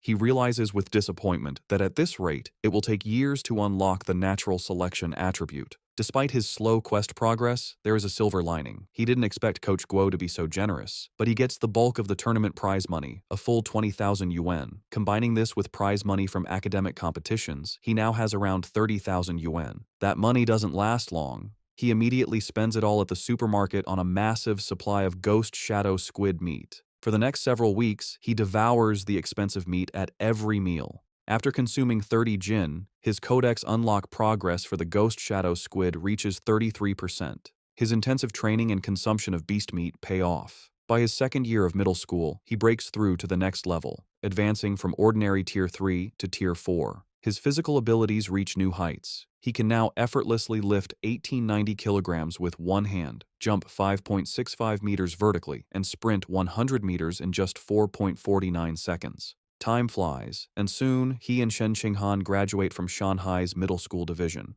However, when the high school entrance exam results are released, their paths seem destined to diverge. A heartbroken Shen Qinghan sits in her room, crying. She asks Lin Zichen why, after all her hard work, they can't go to the same high school anymore. He explains that while he ranked first in both liberal arts and martial arts, and her academic scores were excellent, her martial arts score wasn't high enough for the elite class at Shanghai High. As he comforts the crying Shen Qinghan, she asks what will happen now. He tells her the principal of Shanghai High is coming to his house, likely to recruit him, and asks if she will come. Feeling hopeless, she tearfully replies that it has nothing to do with her, as the principal is obviously only coming for him. Taking her hand, Lin Zichen pulls her up and leads her out of the room. He tells her not to worry. He has a plan. He reveals his one condition for staying at Shanghai High. Shen Qinghan has to be his deskmate. As promised, the principal of Shanghai High visits Lin Zichen's home. She, his mother, and Shen Qinghan discuss his future for several hours, with the principal expressing how much she wants him to stay at her school. As the meeting concludes, the principal stands to leave. As a final offer, she tells Lin Zichen that if he agrees to stay, she will grant any request he has. Taking the opportunity, Lin Zichen states his one condition.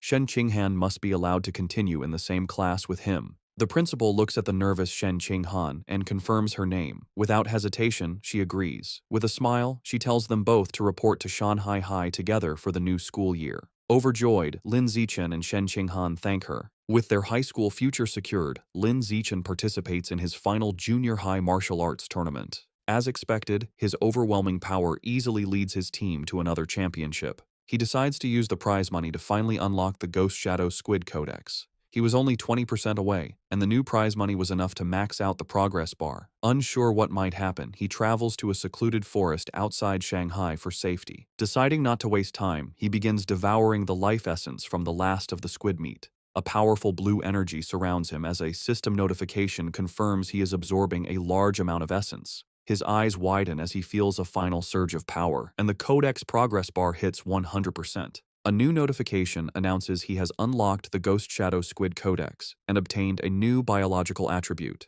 Blessing of Liquid Affinity. The ability enhances his affinity with water, allowing him to move freely and even vanish in aquatic environments. However, as the power settles, he stands in the quiet forest holding the limp squid tentacles and feels his new ability is kinda underwhelming. Still feeling underwhelmed, Lin Zichen tests his new ability in a nearby pond. He finds his Blessing of Liquid Affinity has some benefits. He can soak for long periods without his skin wrinkling, and swimming is much easier with reduced water resistance. However, there are no other noticeable effects. He sits in the water and rationalizes that since the Ghost Shadow Squid is a low-tier beast, it's fair the ability isn't very powerful. He resolves that to get better attributes, he will either have to save up for higher-grade beast meat or become strong enough to hunt powerful wild mutant beasts himself. The memory of the terrifying giant mutant rats strengthens his resolve, and he clenches his fist, determined to grow stronger. With less than a week before school begins, Lin Zichen's mother and Shen Qinghan's family decide to go on a trip. To better study his new liquid affinity, Lin Zichen suggests they go to the beach. As they stand in the ocean, Shen Qinghan shivers and complains the seawater is cold. Lin Zichen, however, feels perfectly at home. He tells her to ease into it, and then dives into the water, swimming with incredible speed. As he moves, his system rewards him with stat points for swimming and diving. From the shore, a nervous Shen Qinghan calls out, asking him to teach her how to swim. Lin Zichen pops his head out of the water, suddenly remembering his childhood friend doesn't know how yet. He begins patiently teaching her the basics. Given her average athletic talent, he assumes she will struggle. However, Shen Qinghan proves him wrong. She excitedly exclaims that swimming is surprisingly easy and that she learned it right away, diving effortlessly. She swims gracefully and surfaces with a look of shock, surprised she can dive without any instruction. Lin Zichen watches in shock as a strange blue aura of water seems to emanate from her. After she surfaces, she excitedly tells him how amazing it feels. She notes that while opening one's eyes underwater usually stings, she feels no discomfort. In fact, she finds it cool and pleasant. Her words leave Lin Zichen deep in thought. He watches her swim away, finding the situation unusual. He reasons that even with a natural talent for water, there's no way she could have mastered all the skills so instantly. Her rapid learning is simply not normal. Suddenly, a realization dawns on him. He recalls her lifelong problem with bedwetting when nervous. He wonders if this weakness is actually a sign of a powerful, innate water affinity she was born with. The idea excites him. He becomes convinced she might possess some kind of special cultivation body, like a character from his parents' Xianxia novels. To test his theory, they continue diving. Her performance shocks him even more as they explore the underwater world. He notes they have been holding their breath for over 10 minutes, an incredible feat for a beginner like Shen Qinghan. As they swim, Shen Qinghan's expression suddenly changes. A strange, swirling sound begins to vibrate through the water around her. Both look up, trying to find the source. They surface abruptly, and Shen Qinghan cries out as the glowing blue water swirls around her. Later that night, as they walk along the beach, Lin Zichen asks what happened. Shivering, she explains that underwater, she kept hearing strange and creepy sounds right by her ear. He comforts her and asks what kind of sounds. She tells him she couldn't understand the language, but it was a female voice that echoed non-stop until she surfaced. To help a frightened Shen Qinghan calm down, Lin Zichen brings her back to their hotel room. Later, he searches online for information about the strange female voice, but finds no results.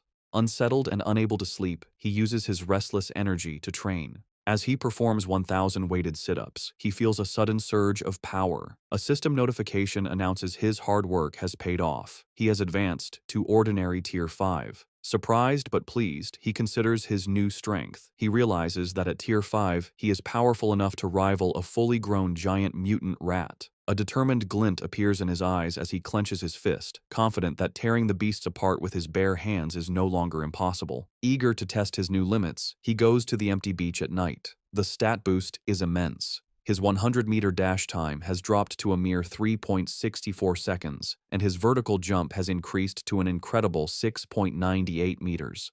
To test his strength, he finds a nearby car and discovers he can now lift the 1,600-kilogram vehicle with one hand. With this new progress, his life moves forward. The vacation ends, and he and Shen Qinghan begin high school at Shanghai High. On their first day, they arrive early for class duty. Two new female classmates immediately recognize him, whispering excitedly about how handsome he is and how lucky they are to be on duty with him. While he is surprised his classmates know him, something even more unexpected happens. Simply performing class duty triggers a new system quest. The achievement requires completing 1,000 cooperative tasks for a new biological attribute, social animal. As he cleans the classroom with Shen Qinghan, he wonders what this new attribute will do. Since the school year has just begun, he takes the opportunity to visit the Mammoth supermarket after school. Now that he has unlocked the Ghost Shadow Squid Codex, he knows it's time to choose a new target for his ability. As he browses the expensive beast meat section, his eyes lock onto a new item.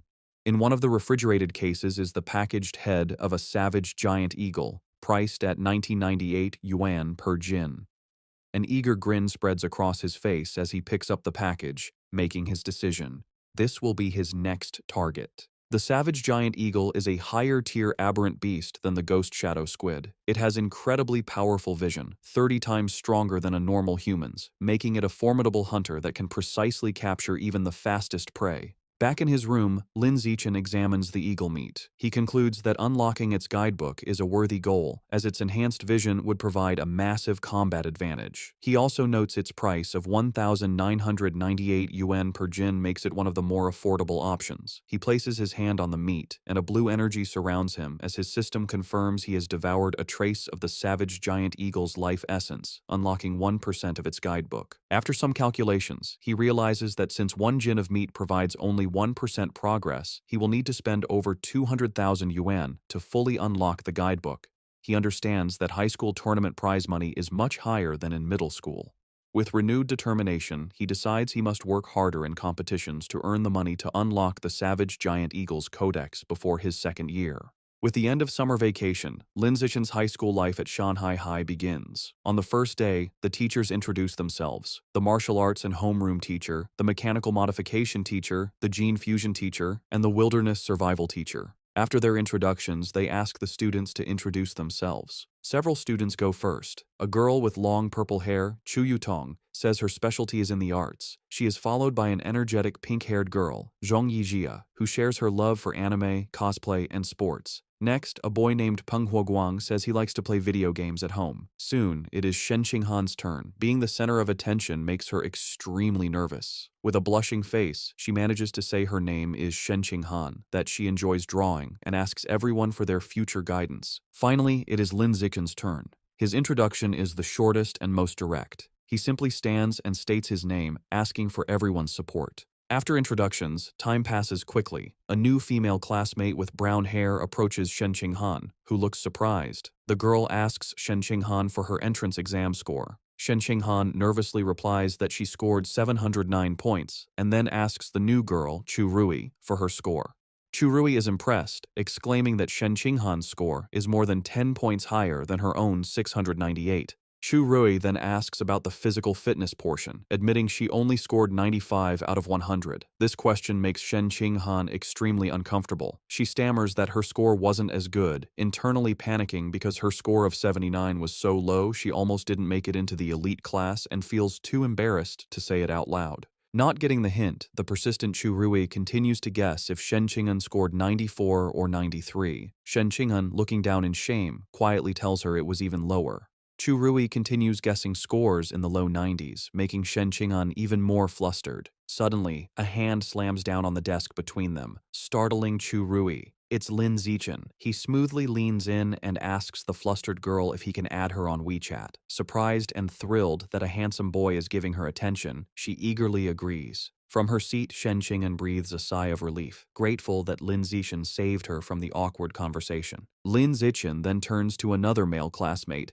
Hey Yu, and also asks to exchange contact information. After adding them, he creates a 4-person group chat. A system notification immediately confirms he has successfully created a group, completing another cooperative task. His progress for the social animal achievement is now at 2 out of 1,000. He reflects that this quest is surprisingly easy. After creating the group chat, the 4 new friends start to get to know each other. He Yu reveals he is from the neighboring Nanyuan city and comes from a prestigious martial arts family that runs a dojo. He even proudly mentions placing 8th in the Nanyuan City Youth Martial Arts competition. Chu Rui shares that her family owns a chain of clothing stores, making her wealthy. After Lin Zichen and Shen Qinghan also share their backgrounds, the 4 quickly become a close-knit group. Just as they are getting comfortable, He Yu asks the others to guess who the strongest student in their class is. Chu Rui immediately points to Lin Zichen, guessing it must be him since he was the top scorer on the entrance exam for their entire district. This shocks He Yu, who had no idea his new friend was so accomplished.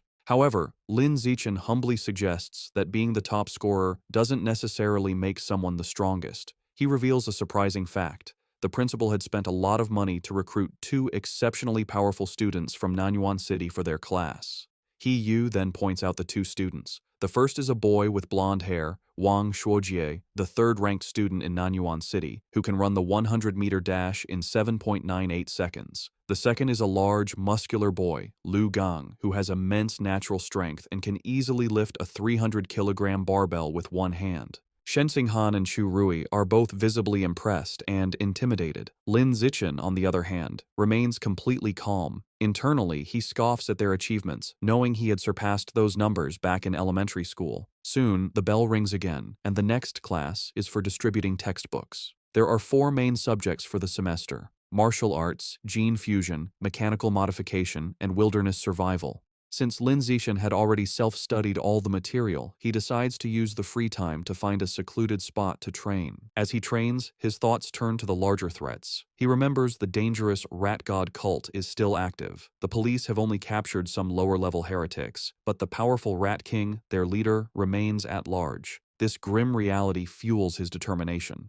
He clenches his fist, resolving to increase his power as quickly as possible and reach at least Tier 6, a level he believes will be strong enough to confront even the Rat King. The first practical class is Wilderness Survival. The teacher, Xu Chungbei, gathers the students in a wooded area and asks if any know how to make a fire by drilling wood. He Yu mutters, "It's a useless skill." To everyone's surprise, both Wang Shuojie and Lu Gang step forward and successfully start fires using the primitive method. The teacher is impressed and asks how they learned. Lu Gang explains he learned at a summer camp, while Wang Shuojie says he taught himself by watching videos online. After they are done, Lin Zichen easily teaches the same technique to his own small group, and they quickly master it. Later, in martial arts class, the teacher, Yao Yuanfeng, announces he will teach them a special breathing and cultivation technique. Once again, Wang Shuojie and Lu Gang loudly declare they have already learned it, showing off for the class. Though their demonstration is a bit clumsy, they manage. Lin Zichen, who already knows these skills, decides to maintain his low profile. In this way, over a month passes uneventfully. One day in mechanical modification class, the teacher, Kai Yuanfei, announces a test to check their progress. To motivate them, he reveals cash prizes for the top 3, 888 yuan for first, 666 for second, and 333 for third. Lin Zichen's eyes light up when he hears about the prize money, realizing the first-place reward is almost enough to buy half a jin of the expensive savage giant eagle meat. With everyone motivated, the class begins the exam. Coincidentally, the gene fusion teacher, Liu Duren, has the same idea and also springs a surprise exam with the same prize structure.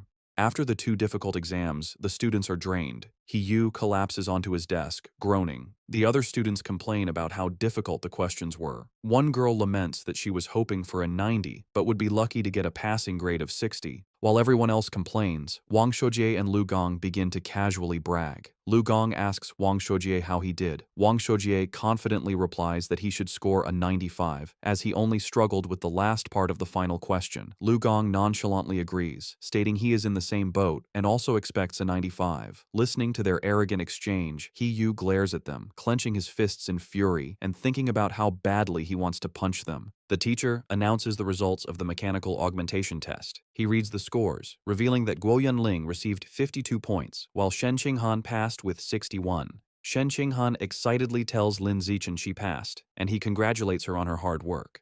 The teacher continues, announcing, He Yu scored an impressive 88 points. His friends praise him, and he humbly replies he was just lucky, promising to treat them to a meal with his third-place prize of 333 yuan. Next, the teacher confirms Lu Gang and Wang Shuojie both scored 95 just as they predicted, complimenting them for being only one question away from a perfect score. Wang Shuojie confidently claims that with 10 more minutes, he could have solved the final problem, and Lu Gang agrees. Listening to them brag, He Yu is frustrated, but comforts himself with the thought that third place is still his. However, the teacher then reveals a shocking result. Despite the test's difficulty, one student achieved a perfect score, Lin Zichen, with 100 points. Wang Shuojie and Lu Gang are stunned, shouting the result is absurd. The rest of the class erupts in cheers. Even a defeated He Yu joins in. Recognizing Lin Zichen is on another level, Shen Qinghan and Chu Rui celebrate his victory as the glory of Shanghai. Ignoring the praise, Lin Zichen's focus is on the prize. He raises his hand and asks Teacher Kai when the 888 yuan prize for first place will be distributed. The teacher promises to send it later, internally finding Lin Zichen's intense focus on money strange. An hour later, the gene fusion exam results are announced. The teacher, Kai Yuanfei, reads the scores. This time, the non-Yuan duo did not perform as well. Lu Gang scored 81 and Wang Shuojie 83. Though still good scores, they are clearly disappointed. In contrast, Shen Qinghan achieves an excellent 78, placing her in the top 5, and she celebrates with Chu Rui. To the shock of his classmates, Lin Zichen once again secures a perfect score, effortlessly winning another prize. This second crushing victory deals a huge blow to the confidence of He Yu, Wang Shuojie, and Lu Gang, who are left demoralized. Unable to accept their defeat, Wang Shuojie and Lu Gang question how anyone could get full marks on such a difficult test, openly suggesting Lin Zichen must have known the answers in advance. The teacher, Kai Yuanfei, immediately shuts down their accusation, stating firmly that it is impossible. He explains that he personally designed every question, and the answers are not available online, making cheating impossible. The two are left speechless. Their classmates are not so kind. He Yu and Chu Rui laugh, mocking Wang Shuojie and Lu Gang for being sore losers. He Yu calls them a disgrace to Nanyuan City, and Chu Rui adds that uncultured, ugly people always cause the most trouble. After lunch, the practical exam for wilderness survival begins. The teacher, Xu Chengbei, explains the rewards are the same, with cash prizes for the top 3. The exam has 3 parts: climbing, swimming, and making fire by friction. Having been beaten in the academic tests, Wang Shuojie tells Lu Gang they must redeem themselves in the practical exams. Lu Gang agrees, and both glare at Lin Zichen, vowing to crush him and wash away their shame. The exam begins with climbing, where speed determines the winner. As expected, Lin Zichen's superior physical abilities allow him to easily dominate. He scales the rock wall with incredible speed, leaving the Nanyuan duo far behind to secure first place. The tree climbing event ends the same. Lin Zichen again takes first, while a defeated Wang Shuojie complains he couldn't even see his shadow. While Lin Zichen excels, he notes his real concern is for Shen Qinghan. As he expected, she struggles with the climbing and finishes last. However, he isn't worried, knowing her true talent is in the water and confident she will regain her confidence during the swimming segment. Next is the fire-starting segment. With his eyes on the prize money, Lin Zichen knows he must continue to crush the Nanyuan duo. He starts the task with intense focus and speed, successfully creating a fire in just 58 seconds. Wang Shuojie and Lu Gang watch in utter disbelief, wondering how he can be so fast at everything, bewildered by his insane hand speed. The final part of the wilderness survival exam was swimming. This time it was Shen Qinghan's turn to shine. Tapping into her natural affinity for water, she swam with incredible speed, easily crushing the Nanyuan duo and delivering another heavy blow to their shattered confidence. Wang Shuojie was left in disbelief, unable to understand how Shen Qinghan could suddenly exhibit such explosive power in the water, concluding he must be hallucinating. After the exam, a defeated Wang Shuojie and Lu Gang were completely silent for a long time. However, their silence only lasted through lunch. In the afternoon, the final exam for martial arts began. The teacher, Yao Yuanfeng, announced it was time to test their progress with a sparring competition. The top 3 would receive prizes, motivating the class. For Wang Shuojie and Lu Gang, this reignited their hope. Filled with determination, they resolved to reclaim their pride.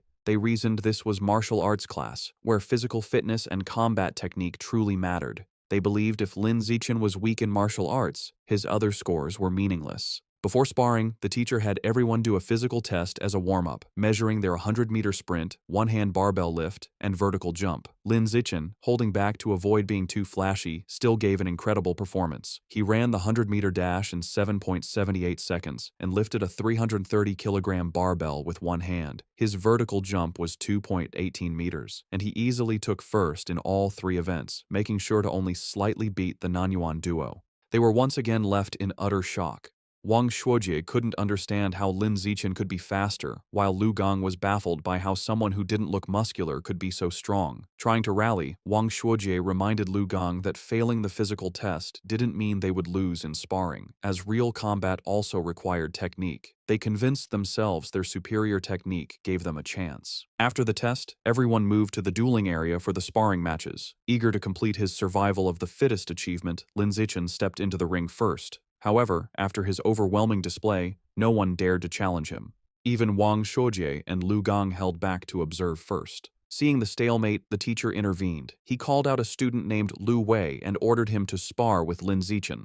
The two faced off, but the match was over before it began. To save time, Lin Zichen ended it instantly with a single devastating punch that sent Lu Wei flying. He then speed ran through the rest of his opponents, taking down every student in the class with the same brutal efficiency. Watching this, Wang Shuojie and Lu Gang are left in utter despair. Wang Shuojie realizes with horror that Lin Zichen is far stronger than they imagined, and probably wasn't going all out during the physical test. He wonders how anyone could compete with such a monster. Just as their spirits are crushed, He suddenly leaps into the ring, shouting Lu Gang's name. He points at Lu Gang, declaring he's warmed up and at his peak, and challenges him to a fight. Eager to vent his frustration, Lu Gang readily accepts. He reasons that while he may not be confident against Lin Zichen, he can certainly defeat He and vows to flatten him in 30 seconds. With a battle cry, He rushes forward, and the two clash in a fast exchange of blows. However, the fight is decided by the clear gap in their power. Lu Gang easily catches Heiyu's kick, uses his superior strength to swing him around, and then hurls him out of the ring. Heiyu crashes hard, defeated and vomiting. Standing victoriously, Lu Gang looks down at his defeated classmate. He offers a backhanded compliment, acknowledging Heiyu's physical technique is the best in their class, but smugly concluding that he is still better. After his victory, Lu Gang turns to see Lin Zichen approaching. Lin Zichen calmly issues a challenge for them to spar. Internally, he sees this as a perfect chance to make progress on his achievement quest. Fresh off his win and brimming with confidence, Lu Gang smirks and accepts, declaring he is not afraid.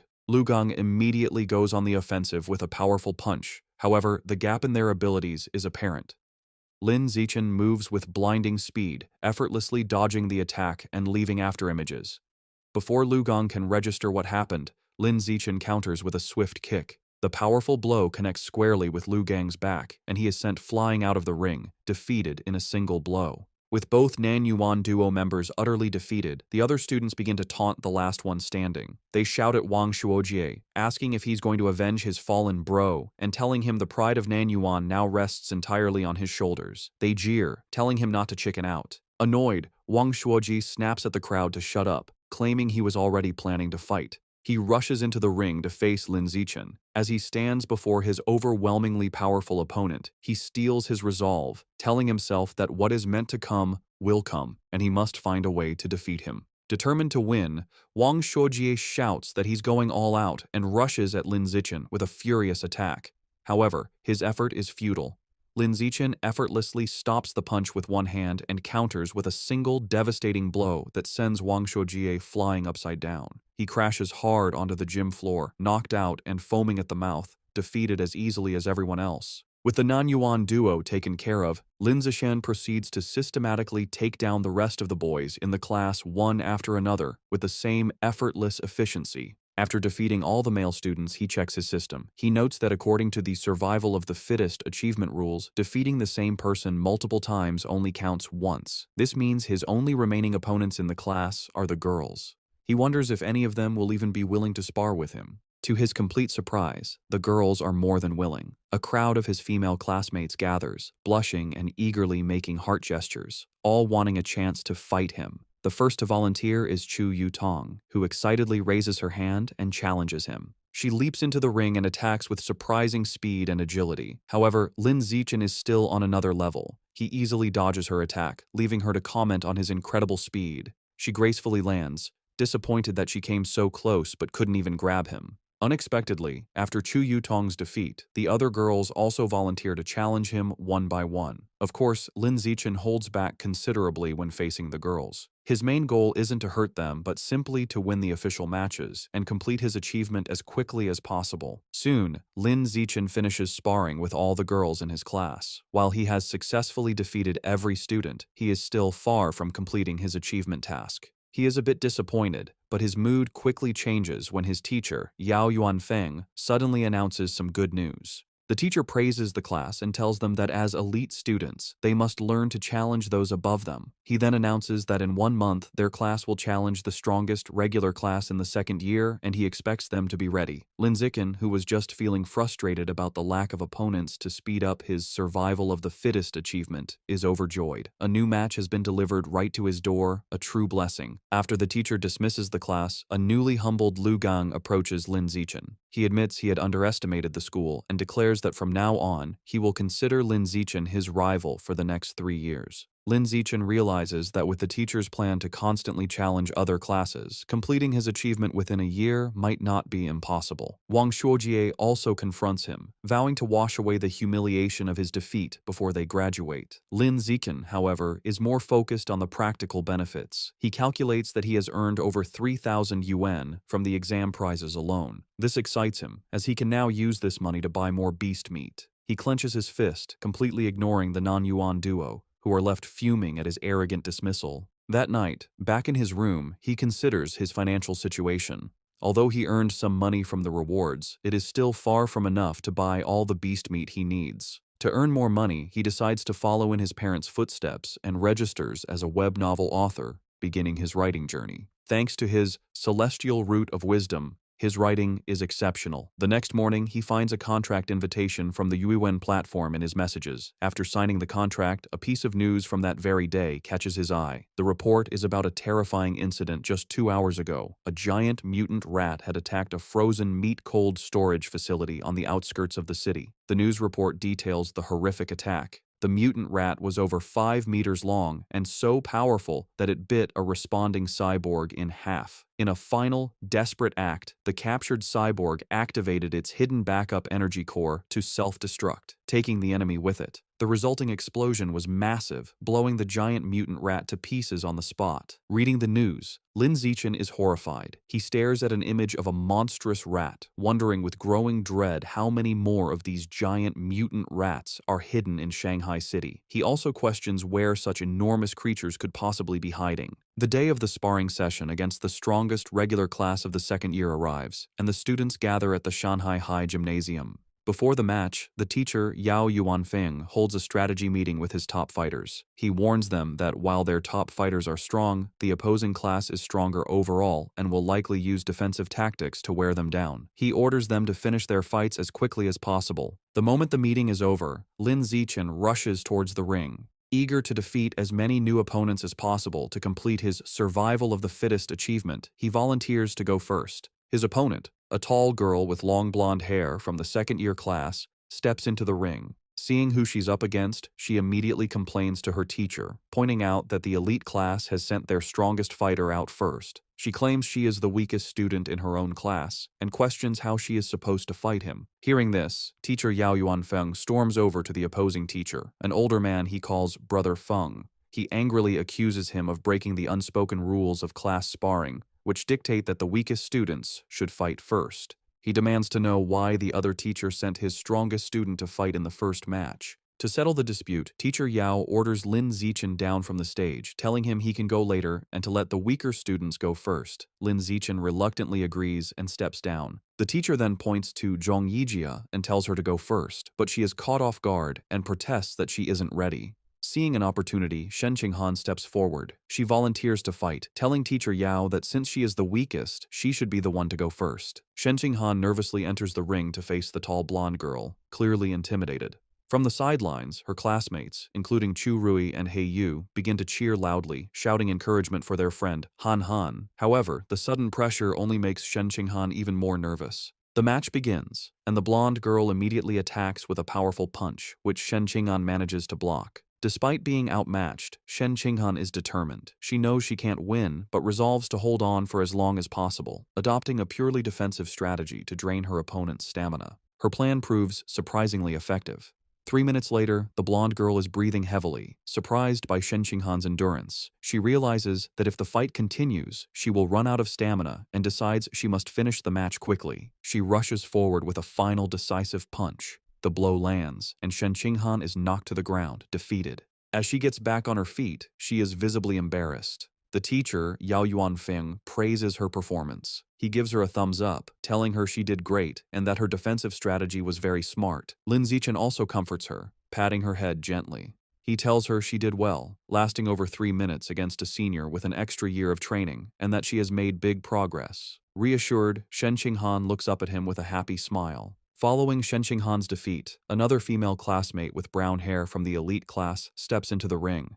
Seeing that her senior opponent is running out of stamina after the previous match, she sees an opportunity and rushes in to attack. She throws a powerful kick, but the more experienced senior easily dodges the blow and counters with a swift punch to the face. The brown-haired girl is quickly overpowered and pinned to the ground, where she cries out in pain and is forced to surrender. Standing over her defeated opponent, the senior mockingly asks if she was looking down on the regular class by charging in so recklessly. She continues to taunt the girl, telling her that while she may not have her talent, she has trained for a whole year longer. She dismisses her, telling her to come back and fight again after she's trained for another year. Just then, Chu Rui steps forward. Filled with determination, she declares that she will avenge Shen Qinghan and crush the senior. Chu Rui proves to be a formidable fighter. She easily defeats her senior opponent with a single, powerful punch. From the sidelines, Shen Qinghan cheers enthusiastically, calling out how amazing Chu Rui was. Lin Zichen tells Shen Qinghan that she was amazing too, explaining that Chu Rui's victory was easy only because Shen Qinghan had drained the senior's stamina first. Shen Qinghan smiles happily. 2 hours later, the sparring session continues, and the elite class has evened the score. Teacher Yao Yuanfeng approaches the second-year teacher, Brother Feng, and taunts him, pointing out that his class only has 4 fighters left and that he is confident his class will win the bet. However, he then turns to his students and warns them not to get complacent. He declares that the true strength of their class lies with their 4 top fighters, Lin Zichen, Wang Shuojie, Lu Gong, and He Yu. The real showdown is just beginning. Following his teacher's declaration, He Yu is ordered to go up next. He cracks his knuckles with a determined look and enters the ring with a dramatic, ground-pounding pose. He strikes a fighting stance and theatrically asks his senior opponent if he is prepared to face his fists, which he claims are thirsty for battle. The senior, a boy with brown hair, smirks and tells He Yu not to be so childish and overly dramatic. Annoyed, He Yu immediately attacks with a swift kick, sending the senior crashing to the ground in defeat. Standing over his fallen opponent, He Yu mocks him, questioning where he got the confidence to act so tough with such a low skill level and calling him trash. Just as He Yu celebrates his victory, another, more formidable senior with purple-tinged hair stomps into the ring. He glares at He Yu, calling him arrogant for his taunts. The senior immediately lunges with a powerful punch, vowing to teach his junior opponent some intensity. To the senior's shock, He Yu moves with incredible speed, effortlessly dodging the attack. He Yu then counters with a powerful kick that sends the senior flying, knocking him out. Seeing his impressive victory, Chu Rui and Shen Qinghan erupt in cheers, shouting encouragement for He Yu. Fueled by his success, He Yu goes on an incredible winning streak, defeating several more opponents in quick succession. After taking down 5 consecutive fighters, He Yu stands exhausted, breathing heavily. Despite his fatigue, he puts on a brave face and defiantly shouts for the next opponent, boasting he can still take on 10 more. However, it's clear he is running out of stamina. His impressive run ends when he is defeated by his sixth opponent. With He Yu eliminated, the situation looks dire for the elite class. They are now down to their last 3 fighters, while the second-year class still has 13 members remaining. With He Yu defeated, Wang Shuojie is next. He unleashes his full power, going on an incredible winning streak and single-handedly defeating 10 opponents in a flurry of furious kicks and punches. However, the long series of battles takes its toll. During his 11th match, Wang Shuojie finally runs out of stamina and is defeated. Following him is Lu Gang, who quickly dispatches 2 more of the opposing team's top fighters in less than 10 minutes. With their opponents now down to their last fighter, teacher Yao Yuanfeng smugly suggests that the second-year teacher, Brother Feng, should just surrender. Brother Feng, however, remains unfazed. He smirks and calls forth his final student, Wang Jinhei, telling him it is his turn. A new challenger steps forward, an enormous, overweight student who towers over Lu Gang. Despite his opponent's intimidating size, Lu Gang is not impressed. Dismissing him as just a slightly larger fatty, he rushes into attack, confident he can beat him. He lands a powerful punch on Wang Jinhei's massive belly, but to his shock, the blow has no effect. He feels as if he just punched solid rubber. He tries again, unleashing a rapid barrage of punches, but all his attacks are harmlessly absorbed by his opponent's thick layer of fat. Soon, Lu Gang is left panting and exhausted, realizing his attacks are useless. His opponent, who has not moved an inch, looks down at him with a calm expression. He asks if Lu Gang is finished, because now it is his turn. Before Lu Gang can react, Wang Jinhei grabs him by the neck with incredible strength. With a single, effortless motion, he throws Lu Gang out of the ring, securing the victory and leaving the elite class with only 1 fighter remaining. Stunned by such a powerful fighter, teacher Yao Yuanfeng exclaims that he doesn't remember the second-year class having such a strong student. The opposing teacher, Brother Feng, smirks and explains that Wang Jinhei is a new transfer student who just arrived this semester. He then smugly reminds teacher Yao about their bet, telling him it looks like he is going to lose and will have to buy dinner for the entire opposing class. Realizing he has been tricked by his rival's secret weapon, teacher Yao clenches his fist in frustration, worried that not even Lin Zichen can defeat this monster. Despite his doubts, he puts on a brave face for his last student. He places a hand on Lin Zichen's shoulder and tells him it's his turn, encouraging him to just do his best and not worry too much about winning, as the experience will be valuable. Lin Zichen simply smiles and reassures his teacher that he will win, leaving the man speechless. As Lin Zichen steps into the ring, Wang Jinhei looks down at him, unimpressed. He dismisses his opponent as looking rather weak to be his class's final ace. From the sidelines, Shen Qinghan, Chu Rui, and the other girls from the elite class shout insults at Wang Jinhei, calling him an arrogant fatty and cheering for Lin Zichen to teach the dead pig a lesson. Annoyed by the taunts, Wang Jinhei decides to offer a handicap. He tells Lin Zichen he will stand still and allow him 10 free hits. He explains that he doesn't want Lin Zichen and his little fangirls to complain later that he was just bullying a smaller opponent. Lin Zichen happily accepts the offer. Wang Jinhei tells him to come at him with his full power. Without hesitation, Lin Zichen unleashes a single, devastating punch to his opponent's massive stomach. The force of the blow is so immense that it sends the enormous Wang Jinhei spinning through the air before he crashes hard onto the floor, knocked out cold. Both classes are left in stunned silence, which is quickly broken by a massive, tearful cheer from the elite class as they celebrate Lin Zichen's incredible victory. A few moments later, Wang Jinhei slowly begins to regain consciousness, completely disoriented. He groggily wonders where he is and what just happened, muttering that the outcome was completely illogical and unscientific. After Lin Zichen's victory, the second-year teacher approaches Yao Yuanfeng, the elite class's teacher. He remarks on how powerful Lin Zichen was, comparing his one-punch victory over Wang Jinhei to a former prodigy named Wu Tiancheng. Yao Yuanfeng replies that while Lin Zichen is strong, he isn't at Wu Tiancheng's level yet, explaining that Wu Tiancheng was a monster who terrified the principal as a first year. Overhearing the name, Lin Zichen walks over and asks his teachers who Wu Tiancheng is. Yao Yuanfeng excitedly explains that Wu Tiancheng was a legendary student from a few years ago. As a first year, he single-handedly defeated the entire third-year elite class, shocking the school leaders. The teacher continues by listing Wu Tiancheng's incredible stats as a first year, a 100-meter dash in 6.12 seconds, a 3.96-meter vertical jump, and a 650-kilogram one-handed barbell lift. He asks Lin Zichen if he is impressed. Lin Zichen smiles nervously and admits he is a little impressed. However, he internally thinks Wu Tiancheng's feats were only on par with the strength he possessed during his 6th grade summer vacation. That night, the class celebrates their victory at a restaurant. Teacher Yao Yuanfeng holds up a soda for a toast. He joyfully announces that because Lin Zichen secured their win, the second-year teacher had to honor their bet and pay for everyone's feast. The entire class raises their glasses, cheering for Lin Zichen's performance. During dinner, Lin Zichen is surrounded by his classmates, including He Yu and Chu Rui. Now famous in school, they are all eager to know his training secrets and add him on WeChat. Lin Zichen finds this new attention a bit strange. Amidst the chaos, he observes that Shen Qinghan hasn't changed. Worried he won't be able to eat, she quietly puts food on his plate. During the celebration, Shen Qinghan suddenly gets a shocked expression. Looking flustered, she quickly tells Lin Zichen she needs to go to the restroom and rushes away. As she leaves, Lin Zichen notes that while some things change, her urge to pee when nervous or excited has remained the same. In the restroom, 2 of their female classmates are gossiping. One complains about how Shen Qinghan fawns over Lin Zichen like a maid, always pouring his drinks and peeling his shrimp. The other agrees, questioning how someone with Shen Qinghan's lack of strength could have gotten into the elite class if not for being his sycophant. She cruelly adds that their relationship won't last, as the difference in their abilities is destined to drive them apart. Unseen, Shen Qinghan overhears their entire conversation and is visibly hurt.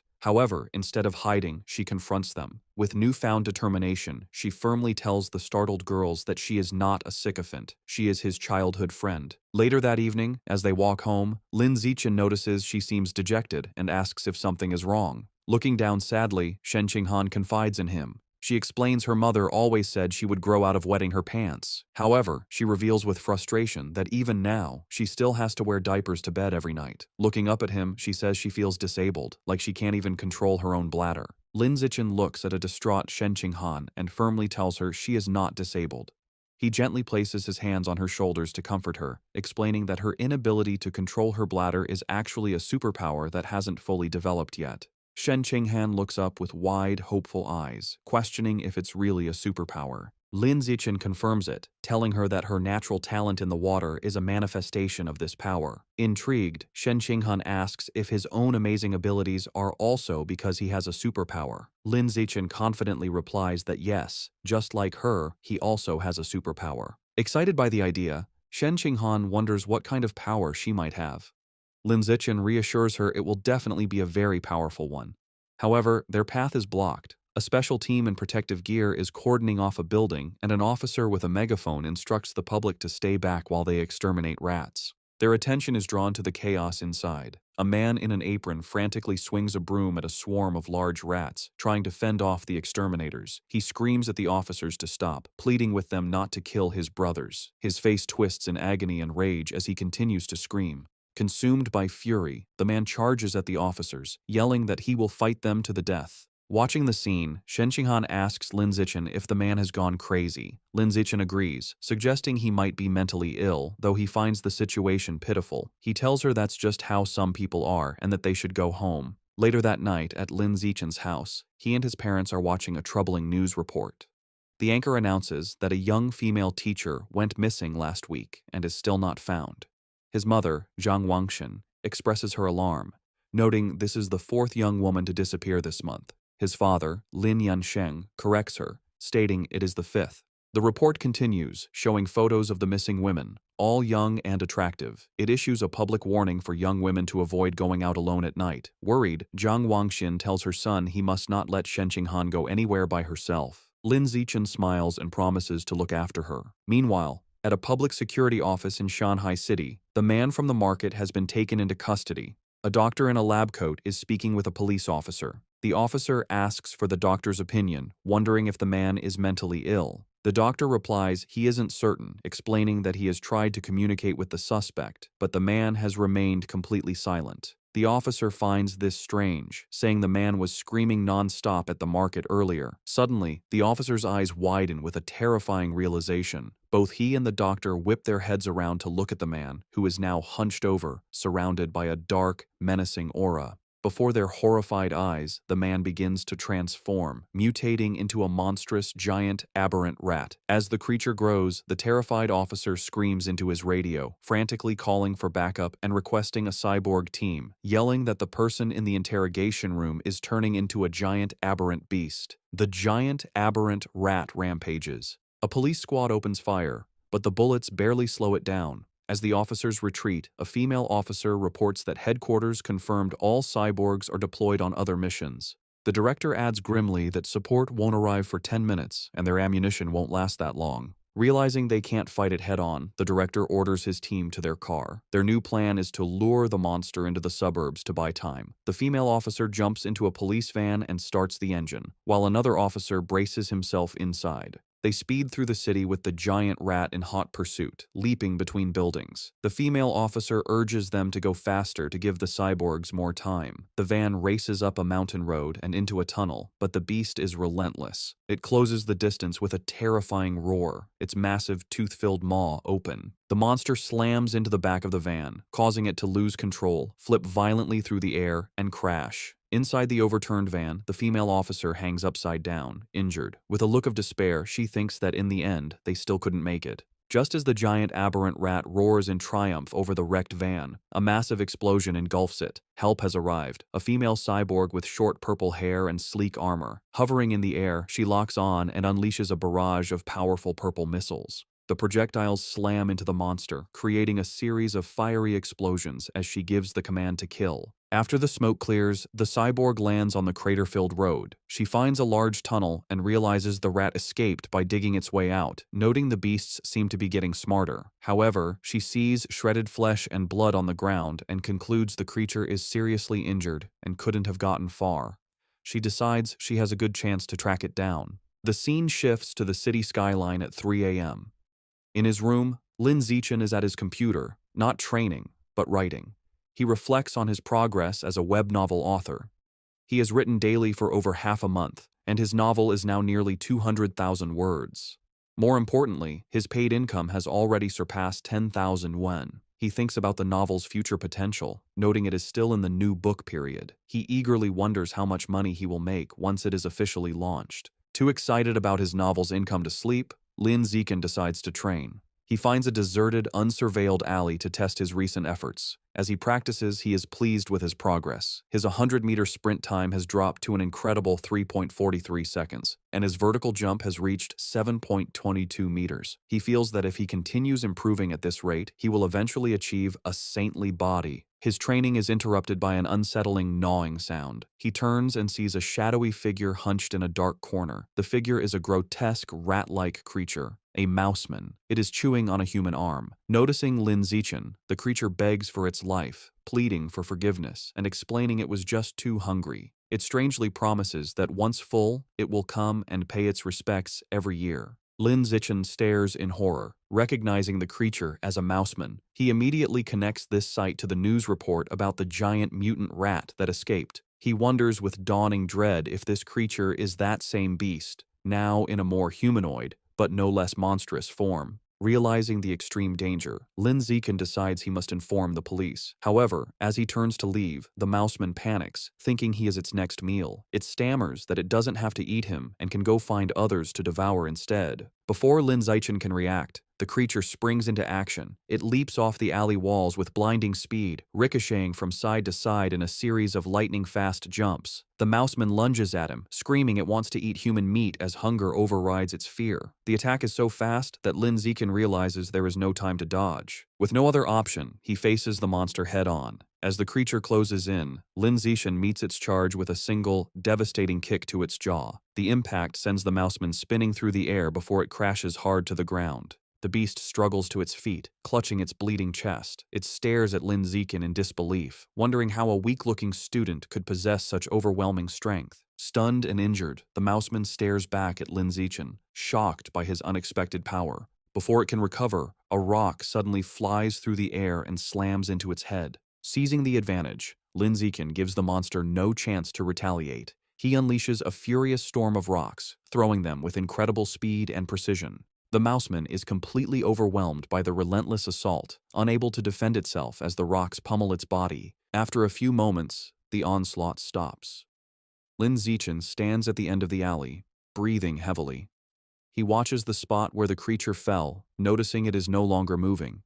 He approaches cautiously and finds his attack was more devastating than he imagined. The mouse man is obliterated, reduced to a steaming pile of skeletal remains. Wondering if the creature was truly dead, Lin Zichen touches the pile of bones. A surge of blue energy flows into him, and a system notification confirms he has devoured a trace of the giant mutant rat's life source, increasing his codex progress to 7%. He is disappointed to only absorb 2% this time, compared to the 5% from the scorched corpse. He theorizes the difference is due to the varying amount of Rat King gene each heretic had consumed. Realizing it was nearly morning and unsafe to stay, he heads home. Moments after he leaves, the purple-haired female cyborg lands in the empty alley. She stands over the steaming bones, wondering who could have killed the Rat Man. The scene shifts to a dark building where a sinister ritual is happening. A hooded cultist carries an unconscious woman to a large, glowing red summoning circle. He places her in the center and kneels, offering her to his Lord Rat God to enjoy. From the darkness, menacing, multi-lensed red eyes glare back. A deep, angry voice questions why there is only one woman, accusing the cultist of trying to starve it.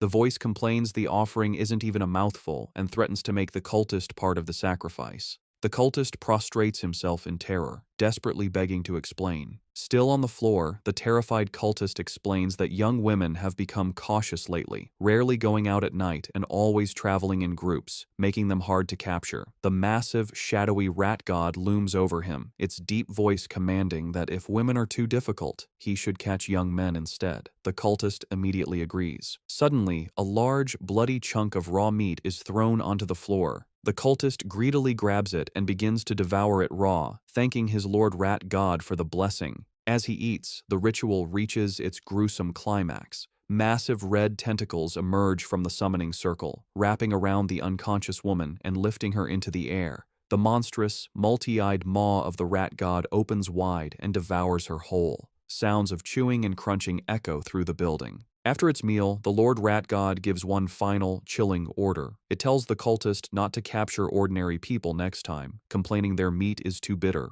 The entity declares it wants to eat nobles who live in luxury, believing their meat will be more tender. To help Shen Qinghan improve her martial arts grades, Lin Zichen holds special training sessions with her at her house. During one session, he acts as her personal coach, correcting her form. He adjusts her arm, stance, and shoulders, explaining how to generate more power and maintain better balance. Once her posture is corrected, he tells her to attack him with her full strength. She lunges at him with a determined punch. Lin Zichen easily catches her fist, praising her for the precise angle and improved power. He also catches her follow-up kick, pointing out a flaw in her form and demonstrating the correct technique by physically moving her leg into the proper position. After the intense session, an exhausted and sweaty Shen Qinghan collapses onto the floor. She catches her breath, telling him that even though she is exhausted, she can feel her martial arts strength has genuinely improved. Still kneeling on the floor, a motivated Shen Qinghan tells Lin Zichen that training 3 times a week isn't enough and asks if they can do it every day. Lin Zichen tells her that isn't necessary, explaining her body couldn't handle a daily high-intensity regimen. Shen Qinghan agrees and decides to stick with their current schedule.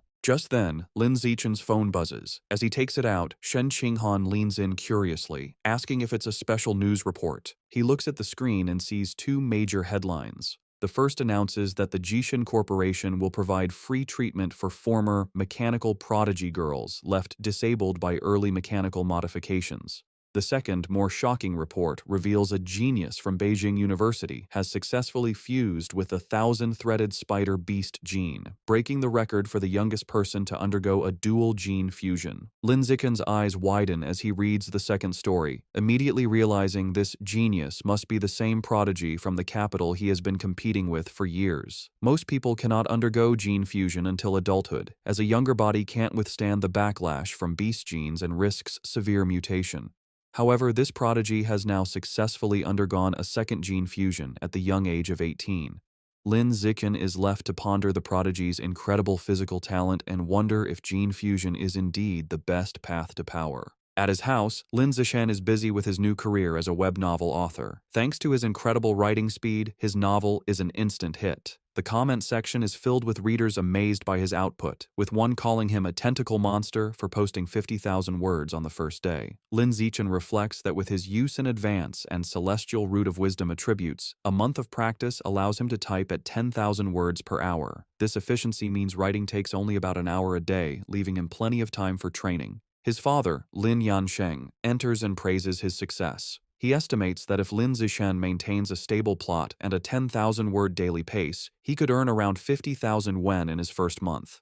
He adds that once the novel's word count grows, making 100,000 yuan a month would not be a problem. Lin Zichen is thrilled. With an income of 50 to 100,000 yuan a month, he will no longer have to worry about funding his quest to unlock the exotic beast codex. He sets a firm goal. He will use his first 2 months' fees to finally unlock the savage giant eagle codex. The scene shifts to his martial arts class, where the teacher, Yao Yuanfeng, announces a sparring session to assess progress. Lin Zichen's overwhelming power is on full display. He completely crushes the field, effortlessly defeating every opponent with powerful kicks and punches. No one lands a single hit on him. After the session, his teacher presents him with his prize money. Lin Zichen reflects on the successful day, pleased that he not only earned another 888 yuan, but also gained crucial experience points toward his survival of the fittest achievement. While Lin Zichen dominated, Shen Qinghan's results were not as stellar. As usual, she ranked last. Her friend Chu Rui tries to comfort the dejected girl. However, her training with Lin Zichen has clearly paid off. She now has the ability to fight back. A flashback shows her previous match against Wen Yuntong, the second worst student in the class, where she was defeated in under 3 seconds. This time, Shen Qinghan held her ground for nearly 3 minutes. More impressively, she actively traded blows, landing several punches and kicks. Her martial arts teacher, Yao Yuanfeng, was very impressed by her progress. He praised her hard work and encouraged her to keep it up. With the sparring session concluded, the teacher gathered the class and made a new announcement. He declared that in 1 month, their class would challenge the elite class of the second years, setting an ambitious goal for them to take down every student except for their top 3 fighters. The class roared back in confident agreement. The teacher was pleased with their fighting spirit. A month passes quickly. Lin Zichen's web novel has been a massive success, and he checks his bank account to see a balance of 89,000 yuan. With his new funds, he immediately heads to the supermarket to finally buy the beast meat he needs. He tells the female employee at the counter he would like to purchase some savage giant eagle meat. The employee informs him of a special promotion. If he buys 100 jin all at once, he will receive a 5% discount. After a moment of thought, Lin Zichen decides to hold off on the purchase for now. He concludes it would be more strategic to wait until he has saved up enough to buy all 100 jin at once to take advantage of the discount, figuring he will likely have enough by the following month. The next day at school, Shen Qinghan excitedly tells Lin Zichen the cafeteria has a new stir-fry counter, and she has heard the chef's dishes are delicious. He agrees to go with her. They arrive at the counter, where several chefs are busy, and both are impressed by the amazing aroma. After getting their food, they sit down at a table. Lin Zichen comments that it was a good thing they arrived early, as a long line has already formed. Their meal is interrupted by a loud argument in the line. One student accuses another of cutting, but the second claims his desk mate was saving his spot. The argument escalates, with the first student insisting saving a spot is still cutting, and the second becoming defiant. Shen Qinghan recognizes one of the voices and points out to Lin Zichen that their friend, He Yu, is the one arguing. She asks if they should check on him. Lin Zichen glances over and calmly tells her it probably isn't necessary, observing that He Yu has an aggressive presence and seems to have already scared the other guy off. Lin Zichen's assumption is incorrect. The student He Yu was arguing with stands his ground, looking down at He Yu with a condescending expression and calling him a punk.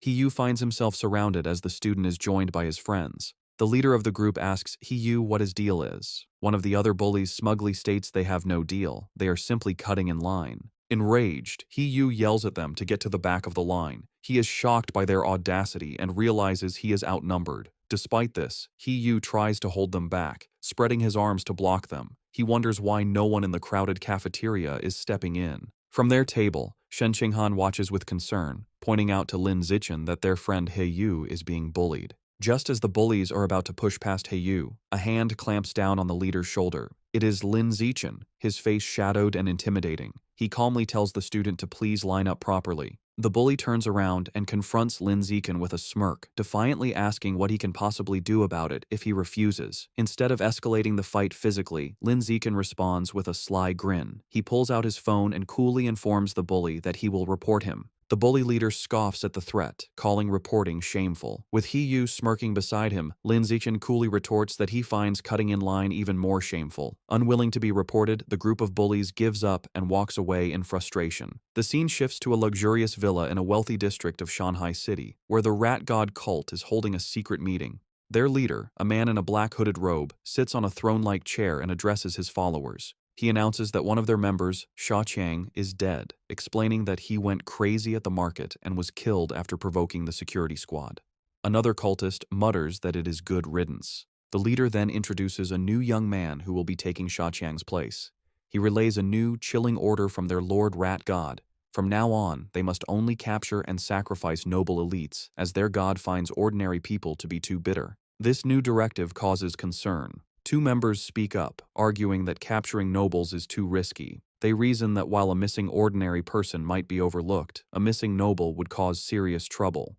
The cult leader suggests they target the sons of rich but powerless merchants to lower the risk. He then turns his attention back to the newcomer. He instructs him that, as he is new, he should not go after nobles yet. Instead, he is to practice by capturing a handsome young man as a sacrifice to one of the rat god's subordinates. The newcomer, his face hidden in the shadows of his hood, confidently accepts the mission, promising he will not just find any handsome man, but will offer the most handsome man in the entire city to the divine child. In the classroom, He-yu is still fuming about the cafeteria. He tells Lin Zichen he investigated the students who cut in line and discovered they are from Class 3 of the second year, the same top honors class they are scheduled to challenge. He-yu can't believe students from an elite class could be so rude. Leaning against the lockers, Lin Zichen looks at his phone and remarks that good grades don't mean a person has good manners. His expression shifts as a news alert catches his eye. He reads that another wealthy heir has gone missing, the fifth recently. Knowing the kidnappers haven't asked for ransom and remembering the rat god cult's order to capture nobles, Lin Zichen grimly concludes the cult is behind these disappearances. The day of the competition arrives, and students gather in a large gym with 2 fighting rings. Tension between the classes is high, as the students who bullied He-yu glare at him, and He-yu makes a defiant gesture in return.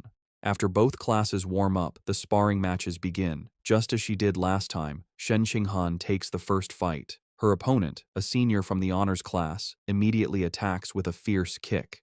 Shen Qinghan blocks the strike, but the senior's power is too great. Her defense is broken, and she is knocked to the ground, defeated. The senior is formidable, as other first-year girls, including Chu Rui, are also swiftly defeated one by one without landing a single hit. The first year's losing streak is broken when a muscular, short-haired girl defeats the senior with a powerful kick. However, this victory is short-lived. The next senior, a girl with long red hair, immediately seizes control. She is an overwhelming opponent, defeating 9 first-year students in a row in less than 10 minutes, including 3 boys. The first-year class is now down to its last 4 fighters: Lin Zichen, Wang Xiujie, Lu Gang, and He-yu. The situation is bleak, as the second-year honors class has only lost 5 students, all girls. A staggering 36 of their students, none of them boys, have yet to fight. Their teacher, Yao Yuanfeng, clenches his fist, feeling the gap in strength is hopeless. With limited options, Yao Yuanfeng tells He-yu it is his turn, asking if he can take out the 6 remaining girls on the opposing team.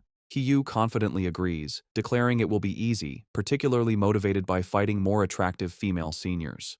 True to his word, He-yu handles the matches with ease and successfully knocks all 6 remaining girls out of the ring. With the female fighters defeated, the second-year class's first male student enters the ring with a threatening stomp. He strikes a menacing pose and asks He-yu if he is ready to die. He-yu retorts that his opponent has no manners. Recognizing the student as a bully from the cafeteria, He-yu believes he's a pushover and sees a perfect chance for revenge. He-yu's confidence is misplaced as the bully rushes him with surprising speed. Before He-yu can react, the senior lands a powerful punch to his stomach. He-yu collapses to his knees, stunned. The bully taunts him for being weak and tells him to admit defeat. Enraged, He-yu struggles to his feet and throws a punch, but his opponent easily dodges and counters with a swift kick that sends He-yu flying out of the ring, defeated. Lying on the ground, He-yu realizes with pain that his opponent's strength is far from the lowest among the boys, and curses himself for letting his guard down. Having defeated He Yu, the senior bully turns to Lin Zichen, who is standing by the ring. He mockingly asks if Lin Zichen still wants to medal and challenges him to a fight. Lin Zichen gracefully leaps into the ring, internally noting that he was hoping for this chance. His classmates erupt in cheers, shouting for their brother Chen to crush his opponent and avenge He Yu for his shameful behavior.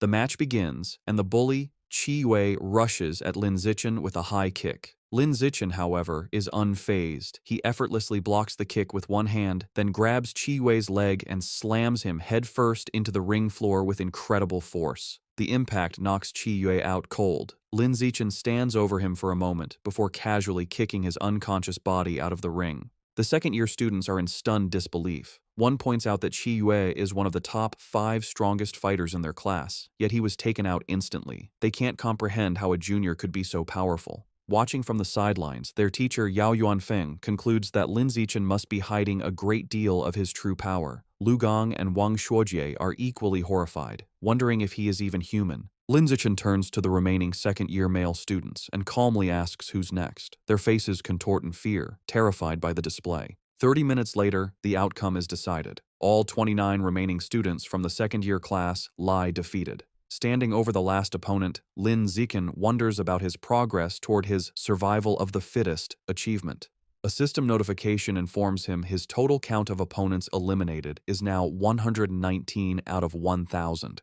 He looks at the number with disappointment, realizing the progress is far too slow. He reflects that in every class sparring session, he is always the last to fight, and he decides this slow pace cannot continue. Concluding his strength has far surpassed the high school level, he sees no reason to follow their rules anymore and resolves to make the rules himself. The following Monday, a shocked shout is heard from the principal's office. Inside, the principal of Shanghai High stares at Lin Zichen in disbelief, asking if he truly wants to hold a personal challenge match with rewards. Lin Zichen confirms his request, boldly stating that he wants to challenge the entire school. In her office, the principal of Shanghai High presses her hand to her forehead, bewildered. She asks Lin Zichen if he is serious about challenging the entire student body as a first year. He confirms his intentions and asks her to come to the gym, promising to prove he has the necessary strength. Later, they arrive at the empty gym.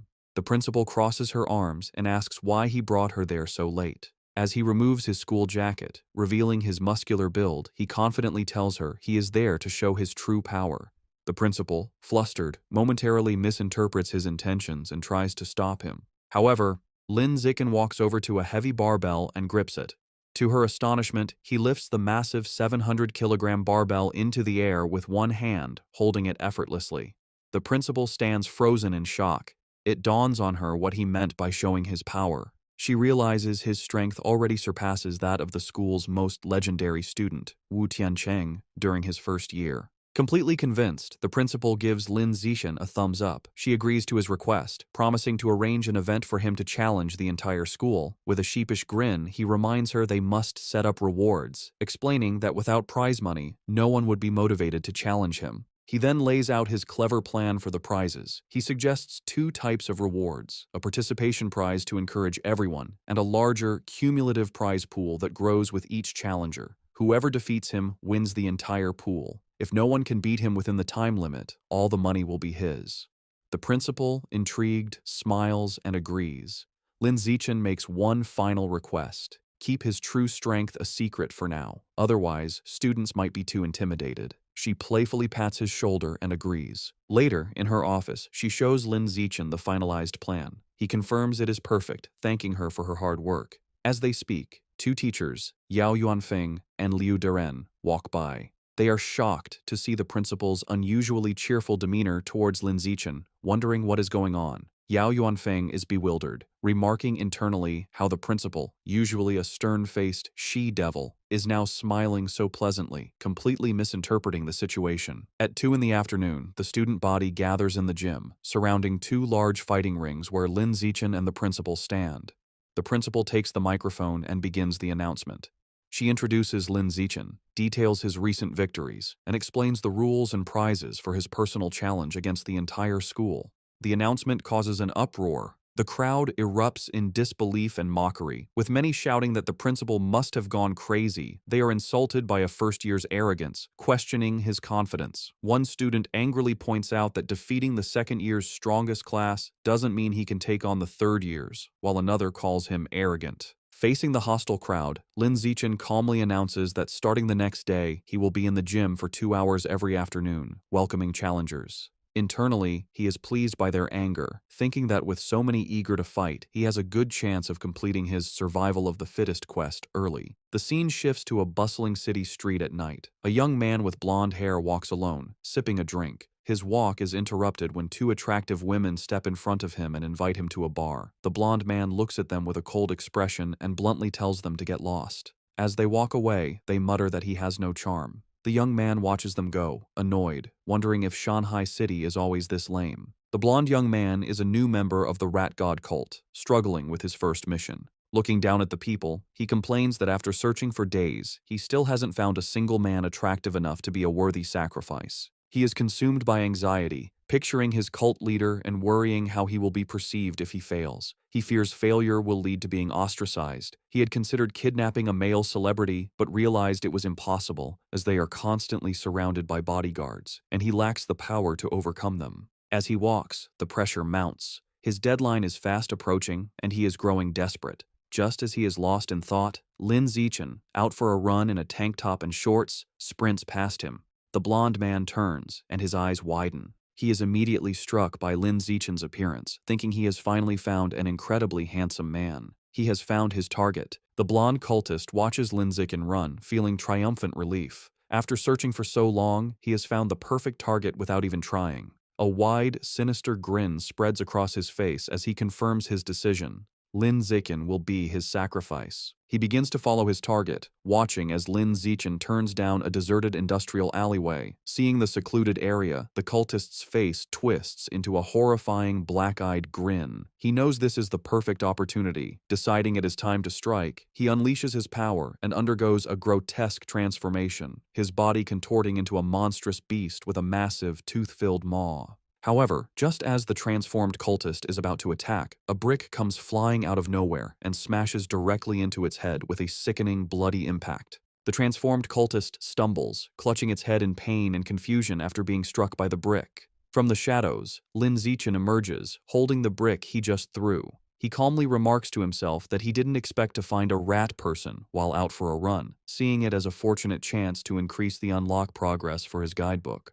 The monster trembles in terror, thinking that this human is horrifying and is speaking words it cannot comprehend. It feels incredibly unlucky to have run into him. Before it can react further, the monster collapses to the ground, dead. Lin Zichen looks on in surprise, finding it hard to believe that he killed the creature just by picking up and throwing a single brick. He wonders how a follower of the Rat God cult could possibly be so weak. Deciding not to dwell on it, he quickly kneels beside the dead monster to absorb its life essence before anyone else arrives.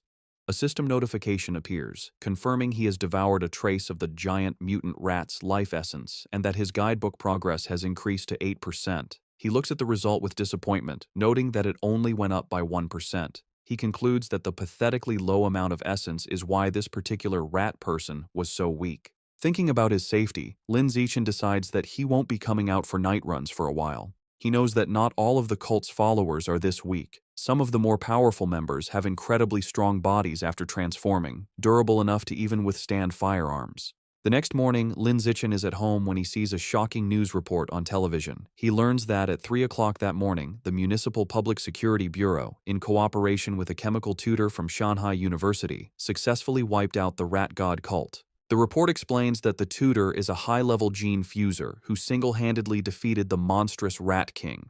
The broadcast shows footage of the incredible battle, where the massive, multi-eyed beast unleashes a terrifying barrage of sharp spikes at the winged, red-haired gene fuser. The tutor endures the powerful attack but ultimately emerges victorious. The entire fight lasted only 30 seconds, ending with the colossal Rat King collapsing in defeat as the gene fuser lands, securing a swift and decisive victory. Watching the display, Lin Zichen is left in deep thought, his expression grim. He contemplates the immense power he just witnessed, wondering if this is the true strength of a high-level being and acknowledging how truly formidable it is. In a modern, well-lit room, two men in tactical gear are having a conversation. A blue-haired man, sipping from a cup, asks his companion, a man with spiky orange hair named Tiancheng, if he has been able to contact their teacher yet. Tiancheng confirms that their teacher is still out of contact. He adds that the entire group of powerful individuals who went to suppress a riot at a place called Source Site 36 remain missing. The blue-haired man then asks about the current situation at the site.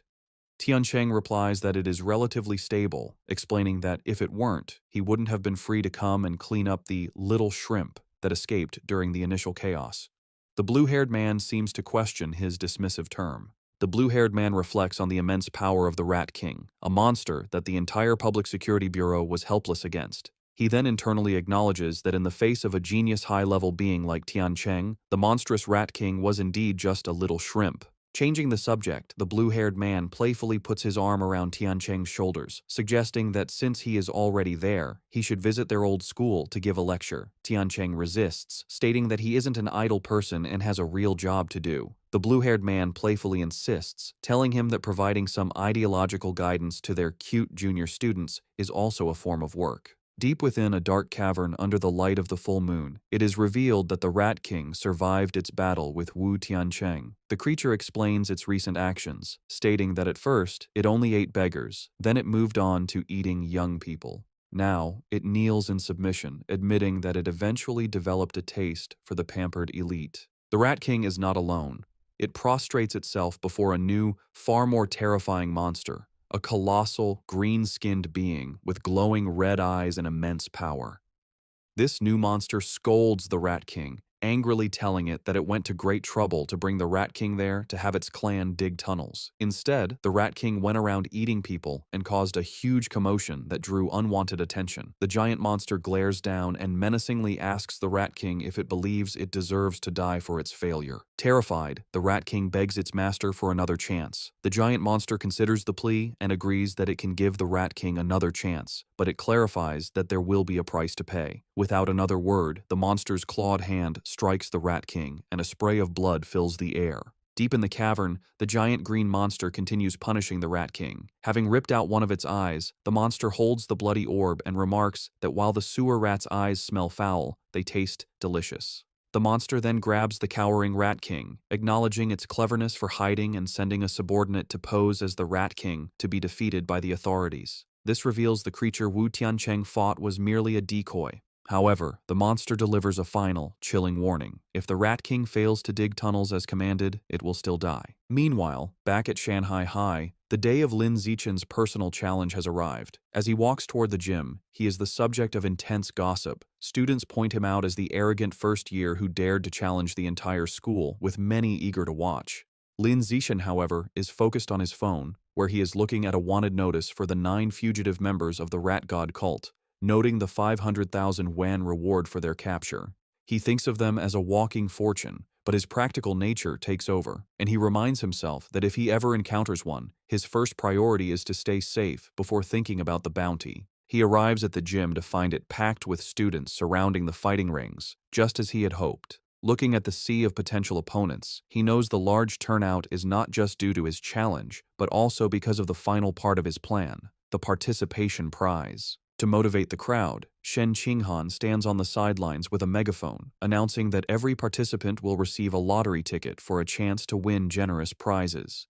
The announcement works perfectly, and the male students erupt in excitement. They shout about the amazing prizes, including the latest game consoles and smartphones, though one boy is more interested in the possibility of touching Shen Qinghan's hand during the lottery. This same boy eagerly reaches forward to be the first volunteer. However, before he can finish speaking, a female student leaps over him, stepping on his head as she declares she will go first. This opens the floodgates, and a massive, chaotic crowd of female students rushes forward, trampling the boys as they all clamor for a chance to fight Lin Zichen. Soon, the fighting ring is filled with a large group of girls who have surrounded Lin Zichen, eagerly declaring they want to challenge him. The challenge, however, quickly becomes his female classmates fawning over him. One girl touches his arm, excitedly exclaiming how strong he feels, while another caresses his face, admiring how handsome he is. Completely surrounded, Lin Zixin thinks the situation has taken a strange turn. He feels reluctant to fight girls but steels his resolve. Knowing that to complete his achievement, he has no other choice. He begins to concentrate his power. With a series of gentle but firm pushes, he sends the girls flying out of the ring one by one. Finally, he unleashes a wave of energy that repels them all at once, apologizing as they are cleared from the ring. After the chaos has settled, Lin Zixin checks his system. A notification shows his progress for the survival of the fittest achievement has now reached 309 out of 1,000.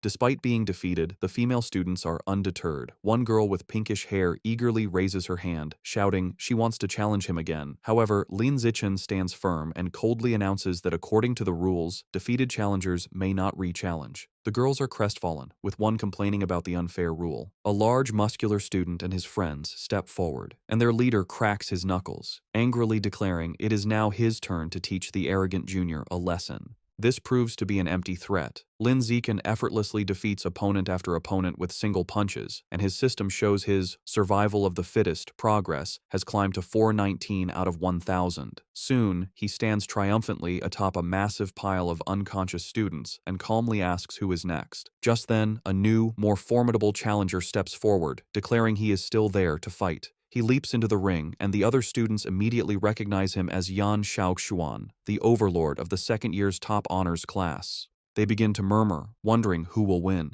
The consensus is that Yan Xiaoxuan has the advantage, recalling his legendary reputation for once defeating an entire class single-handedly, though he was eventually put in his place by a third-year instructor. Yan Xiaoxuan lands in the ring and addresses Lin Zixin, telling him he was once arrogant just like him, but was taught a valuable lesson. He explains that he learned there is always someone stronger. He then launches into a condescending monologue, offering to teach Lin Zixin a life lesson.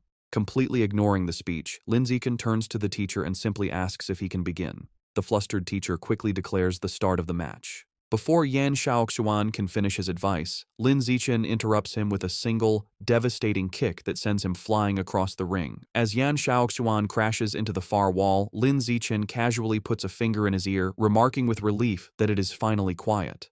The students are left in stunned silence. They shout in disbelief, questioning how their school's formidable overlord could have been defeated so instantly, and wondering just how powerful Lin Zixin truly is. The stunned silence is broken by slow, deliberate clapping. A new challenger, a muscular student with spiky red hair, makes his way through the crowd. The students immediately recognize him as Chen Wuxing, the #1 student in the entire school, and they erupt in excitement, assuming the real show is about to begin. Lin Zixin watches the newcomer approach, thinking this is a classic case of beating the young one brings out the old one. Chen Wuxing lands in the ring with a confident smirk, remarking that he never expected Yan Xiaoxuan to lose to a junior.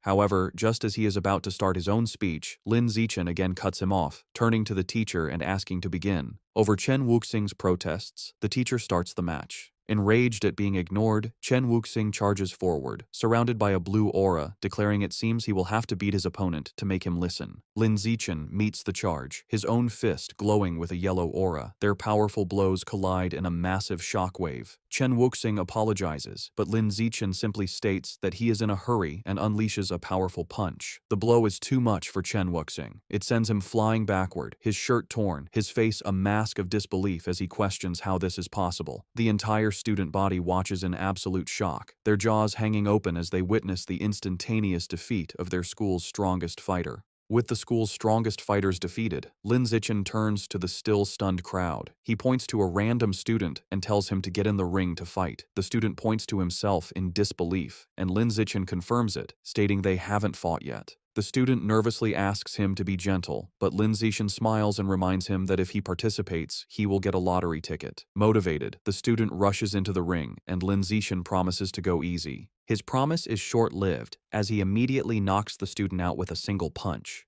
A system notification confirms that his achievement progress for survival of the fittest has increased by 1. Seeing this, the rest of the student body realizes there is no shame in losing to someone so overwhelmingly powerful, and they still have a chance to win the lottery prizes. Renewed enthusiasm sweeps through the crowd as they all surge forward, motivated by the prospect of winning a new smartphone. What follows is a systematic and effortless series of victories for Lin Zixin. He stands his ground, easily dispatching every student who challenges him, with his system's counter ticking up by 1 with each defeated opponent. After the final student is defeated, a large system notification appears, announcing that by eliminating 1,000 different competitors, he has successfully completed the achievement. Another notification immediately follows, confirming he has finally acquired the new biological attribute, survival of the fittest. Lin Zichen clenches his fist, a look of pure triumph on his face, ecstatic that his long and arduous challenge has finally paid off. With his quest complete, a system notification details Lin Zichen's new reward. He has acquired the biological attribute, survival of the fittest, which increases the damage he inflicts on other living beings. He strokes his chin thoughtfully, concluding that while it is a simple and practical damage-boosting ability, he is slightly annoyed the system doesn't specify the exact value of the increase. His objective achieved, Lin Zichen leaps down from the ring and announces the challenge is over. The female students are disappointed, complaining it ended too quickly, and they wanted to watch him more. Wasting no time, Lin Zichen grabs Shen Qinghan's hand, leads her through the parting crowd, and they quickly leave the emptying gym. Later, a hearty laugh is heard from the principal's office.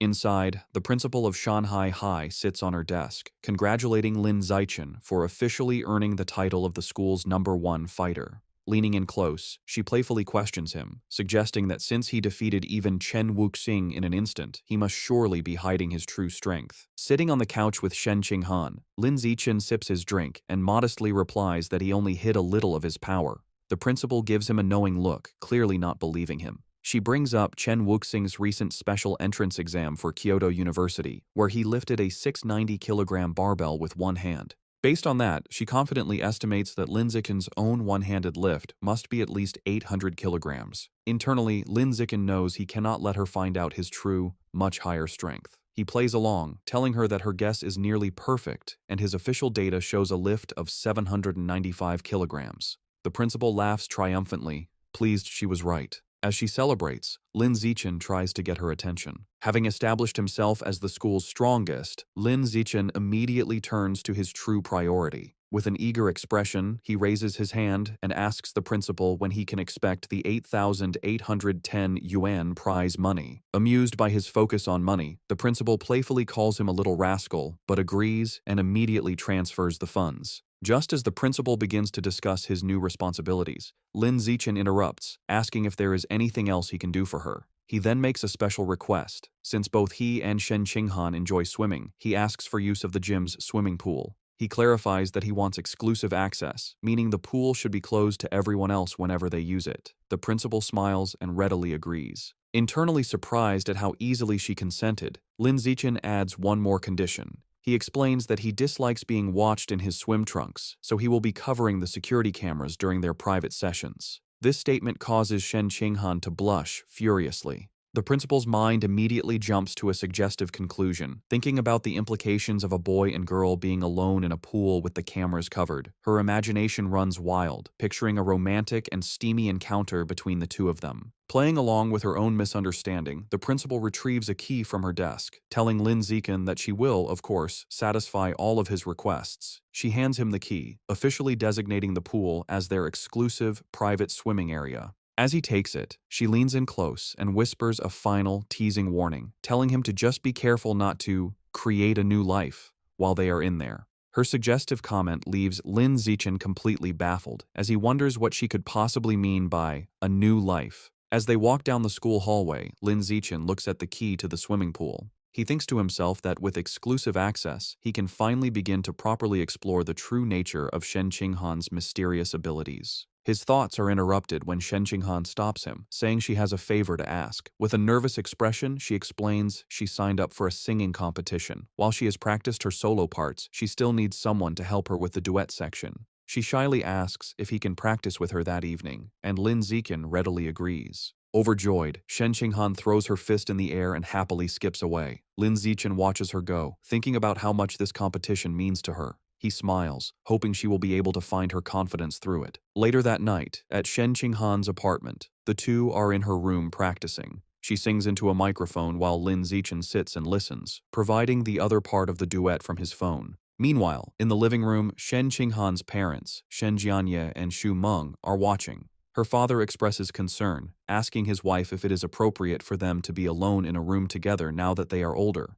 His wife quickly scolds him, retorting that they are childhood friends and questioning what right he has to object. She angrily tells him not to meddle, causing him to quickly back down. After overhearing her parents' conversation, Lin Zixin decides it's a good time to wrap up. He tells Shen Qinghan they've been at it for half an hour and it is time to focus on their studies. As he gets ready to leave, he reminds her about their plan for the next day, to go to the school's private pool so she can get more comfortable with her water abilities. He tells her not to forget her swimsuit and she happily agrees. They say their goodbyes, and Lin Zixin heads home. Once alone, Shen Qinghan's thoughts are consumed by the upcoming trip to the pool, and a deep blush spreads across her face. She nervously goes to her closet, wondering what swimsuit to wear. She lays out two options on her bed, a modest blue one-piece and a more revealing black bikini. She picks up the black bikini, her blush deepening as she worries it might be too revealing. Her imagination runs wild for a moment as she pictures a scene of her and Lin Zixin splashing each other playfully in the water.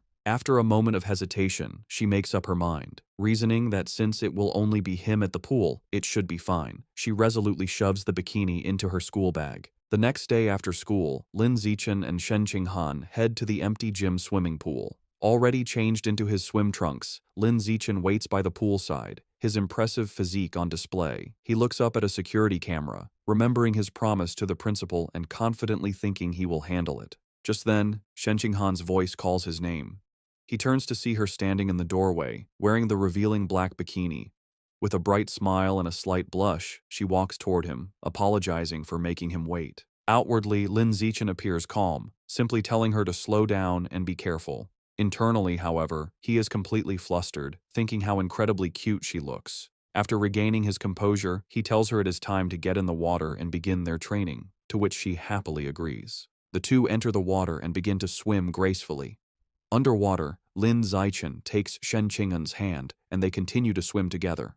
Suddenly, her eyes widen in shock as she feels something strange. She quickly gets Lin Zixin's attention, looking startled. She frantically points towards the surface, indicating they need to go up immediately. Understanding, Lin Zixin grabs her and pulls her swiftly towards the air. They break the surface with a splash, and a concerned Lin Zixin holds her close, asking what happened. With a look of utter astonishment and excitement, Shen Qinghan exclaims that the water can pass directly through her body. To demonstrate, she holds out her hands just below the surface and tells him to watch. Just as she described, the water flows straight through her palms as if they were intangible before splashing back into the pool. At the school pool, Shen Qinghan looked at her hands in amazement as water flowed right through them. Confused, she asked Lin Zixin why her body seemed to be leaking water. He observed her, realizing he was witnessing her latent superpower. He seriously asked to see her hand to examine it. Upon touching her palm, he noted that aside from the strange ability, there seemed to be nothing abnormal. To investigate further, he suggested they get out of the pool so he could check the rest of her body. A noticeably blushing and nervous Shen Qinghan shyly agreed. Shortly after, Shen Qinghan was lying on a lounger by the pool, covered in water from Lin Zixin's tests. As he poured water over her, she asked how much longer the examination would take. After checking her 3 times, Lin Zixin thoughtfully concluded there were no other abnormalities. Helping her sit up, he told her that, for now, it seemed only her hands had this ability, and she nodded in understanding. Sitting on the edge of the pool, Shen Qinghan asked if her lifelong problem of bedwetting could be related to this power, speculating that perhaps another part of her body also let water pass through. Lin Zixin admitted it was a possibility, and told her that the next time she felt the urge to pee, she should let him know. Visibly blushing, he added that she should try to feel if any other part of her body had the same sensation as her palms. He immediately felt embarrassed, thinking he had almost sounded like a pervert. Suddenly, Shen Qinghan's face lit up. She exclaimed with joy that this meant she wasn't a useless girl, but a superpower user with water-related abilities.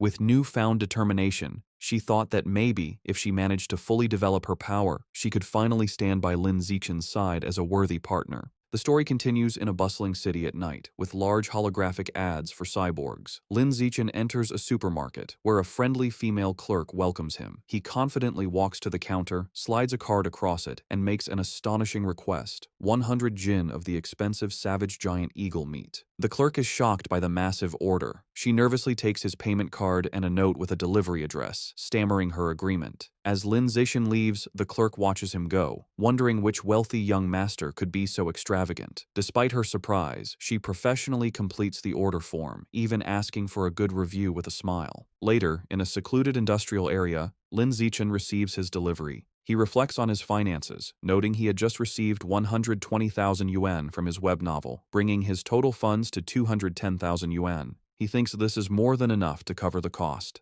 Looking at the large box of beast remains, he prepares to unlock its power, telling himself it's time to see what surprise the codex will give him as he places his hand on the meat. Immediately, a powerful vortex of white energy erupts and surrounds him. A blue system notification confirms he is devouring the savage giant eagle's life source, and the codex unlock progress has reached 100%. He then receives a vision of the eagle's power, the magnificent white bird soaring high, diving into the water, and hunting a massive purple squid-like creature with its powerful talons. As the vision fades, Lin Zichen stands in a radiant blue light. A final system notification announces he has successfully unlocked the Savage Giant Eagle Codex and acquired a new biological attribute, Eye of the Sky. A system notification explains his new ability, Eye of the Sky.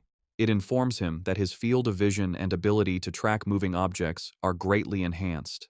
As the power activates, his eyes glow with a brilliant golden light, the pupils becoming intricate and eagle-like. Putting his new skill to the test, Lin Zichen's perspective expands dramatically, giving him a panoramic bird's-eye view of the city. The power is incredibly precise, allowing him to zoom in on a single man in a crowd and even read the text on his phone from an immense distance. He marvels at how powerful an eagle's vision truly is. Afterward, Lin Zichen returns home. He is surprised to find his parents, Lin Yansheng and Zhang Wangxin, watching a grim news report about a high-level gene fuser who mutated in public, resulting in hundreds of casualties. The footage shows a horrific winged monster holding a truck above a scene of destruction. The broadcast then cuts to a heated debate. A man argues that gene fusion is a flawed path, claiming humans should be able to unlock their own latent potential and evolve. This is immediately challenged by another man who calls the idea a fantasy, angrily questioning how they could fight aberrant beasts without gene fusers, pointing out that traditional martial artists can't even stop bullets. Watching the debate, Lin Zichen's parents discuss the issue.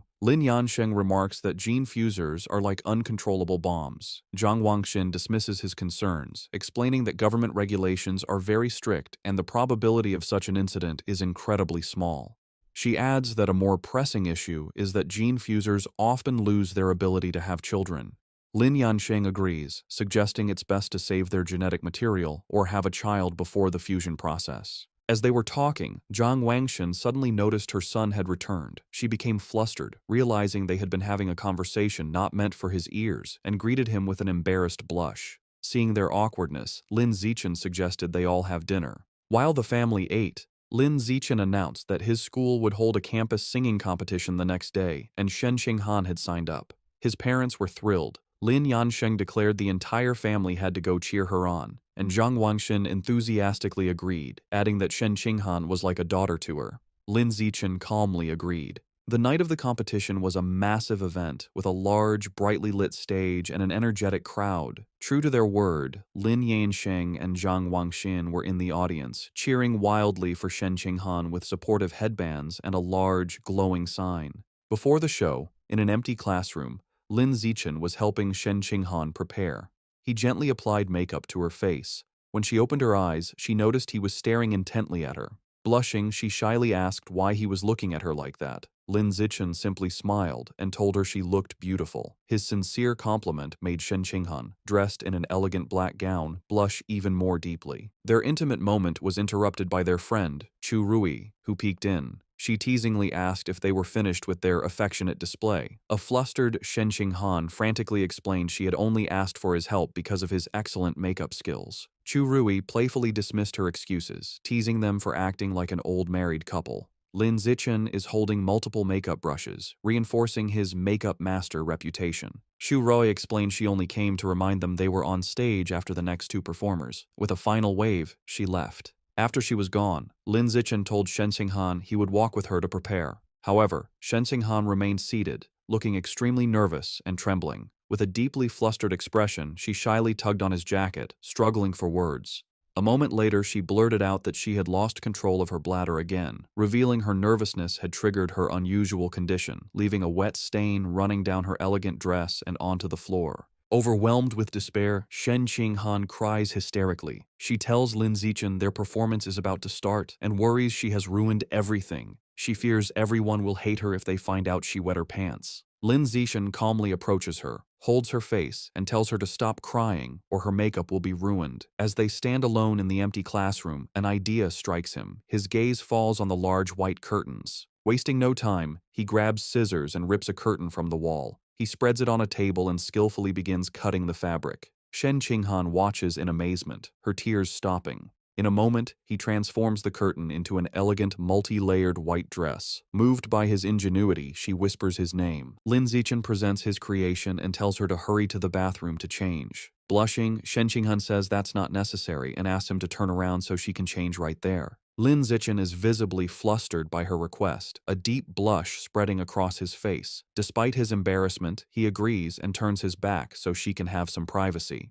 Behind him, Shen Qinghan sensually removes her ruined black dress. Although he isn't looking, Lin Zixin can hear everything, and he remains flustered as she stretches playfully in her underwear behind him before putting on the new dress. Once changed, Shen Qinghan tells Lin Zixin he can turn around. He sees her looking stunning in the impromptu gown. She thanks him, smiling brightly and explaining that after her cry, she's no longer nervous. Lin Zixin wishes her luck, affectionately patting her head as she beams at him. Soon, an announcer calls Li Chuxin and Shen Qinghan to the stage. They deliver a vibrant, energetic performance, captivating the crowd. After, the announcer builds suspense before declaring them the winners. The two friends embrace joyfully as the audience cheers wildly. In the crowd, Lin Zixin stands with his father, applauding proudly with a satisfied smile. The next day, a teacher enters the classroom and is shocked to see the window, angrily demanding to know who cut up the curtain. As punishment, Lin Zixin and Shen Qinghan must clean the entire classroom. While mopping, Lin Zixin thinks it's a fitting atonement.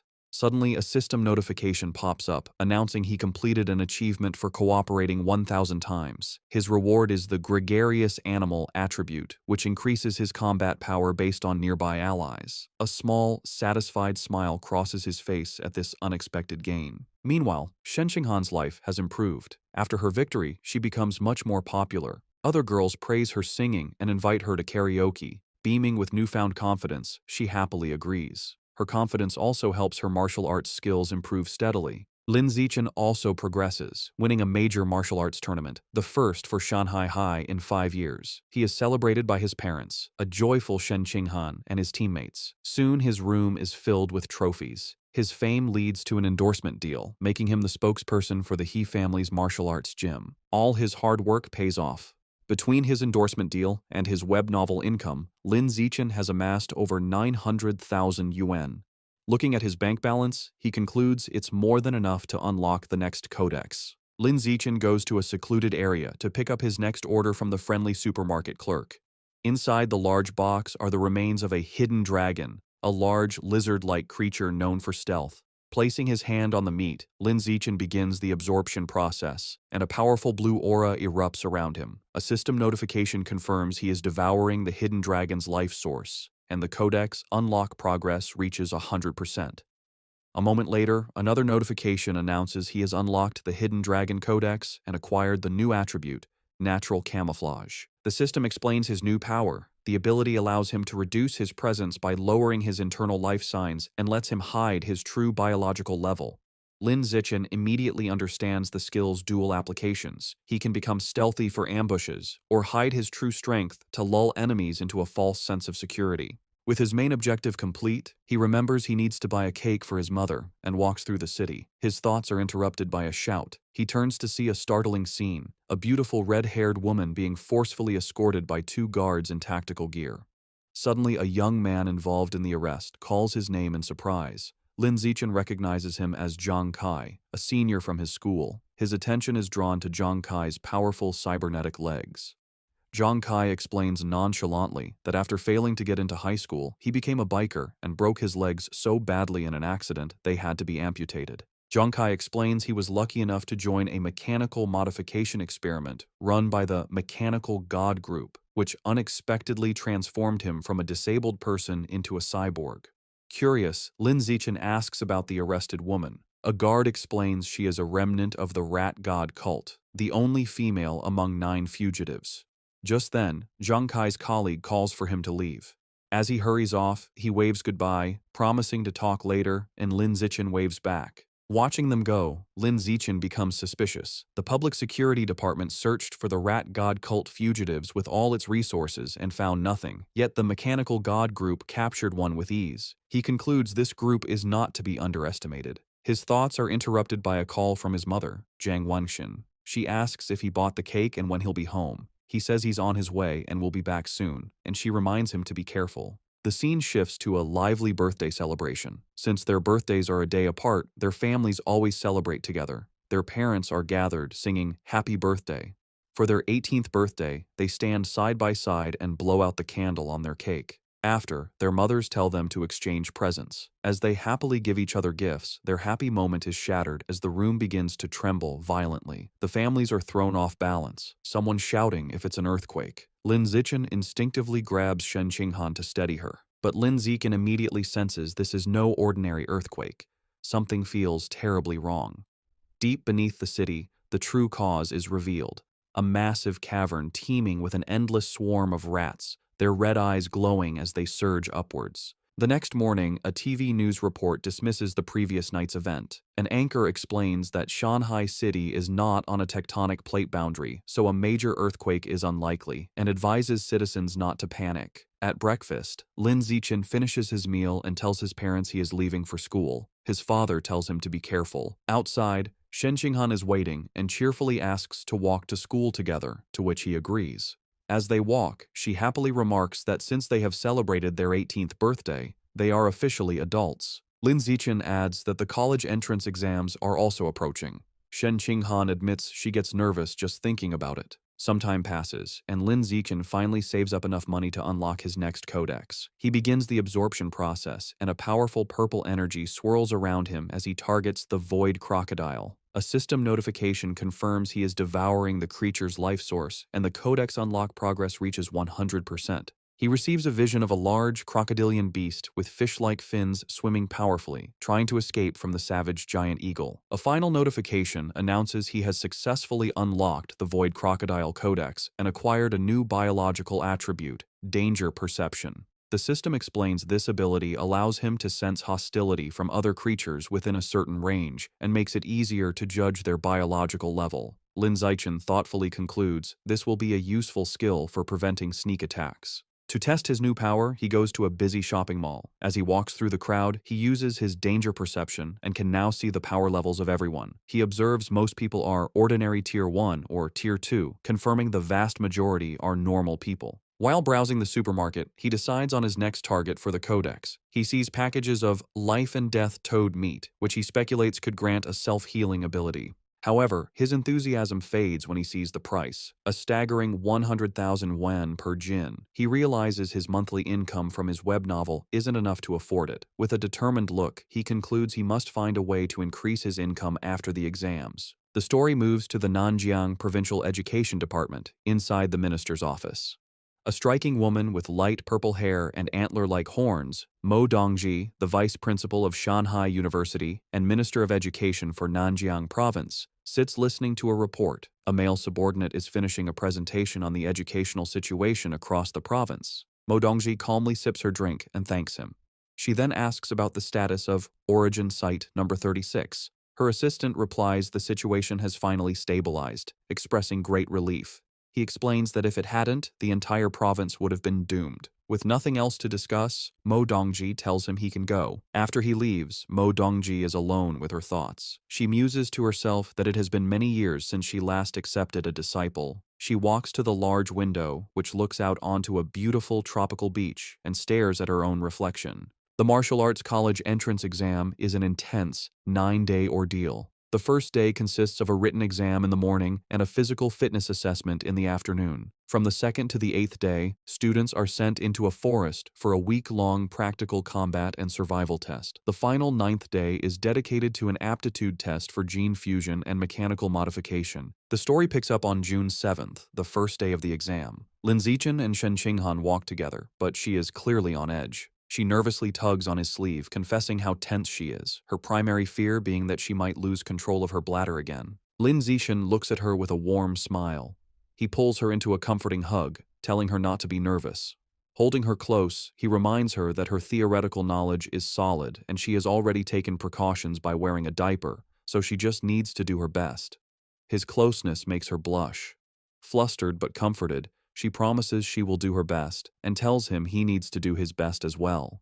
He agrees. During the written exam, Lin Zixin sits with a confident expression, easily filling out the test paper. He finishes long before time is up. With nothing else to do, he rests his head on his hand and brainstorms new plot ideas for his web novel. After the exam, he notices Shen Qinghan walking with her head down, looking upset. He worries she might not have done well. He approaches to comfort her, putting a hand on her shoulder and reminding her they only need to pass the written portion. However, Shen Qinghan quickly tells him she did very well and doesn't need his comfort. Confused, Lin Zixin asks why she looks so unwell. Blushing furiously, Shen Qinghan quietly confesses she had an accident and wet her pants again. She quickly tells him to wait while she runs to the restroom. Lin Zixin reminds her to be quick, as the physical fitness assessment is about to begin. Later, during the weightlifting portion, Lin Zixin demonstrates his overwhelming power. An announcer declares his final score as he effortlessly lifts a massive 950 kilograms barbell with one hand, leaving the other students speechless. His classmates erupt in shouts of disbelief, recalling his other incredible results: a 5.12-second 100-meter dash and a 4.91-meter vertical jump.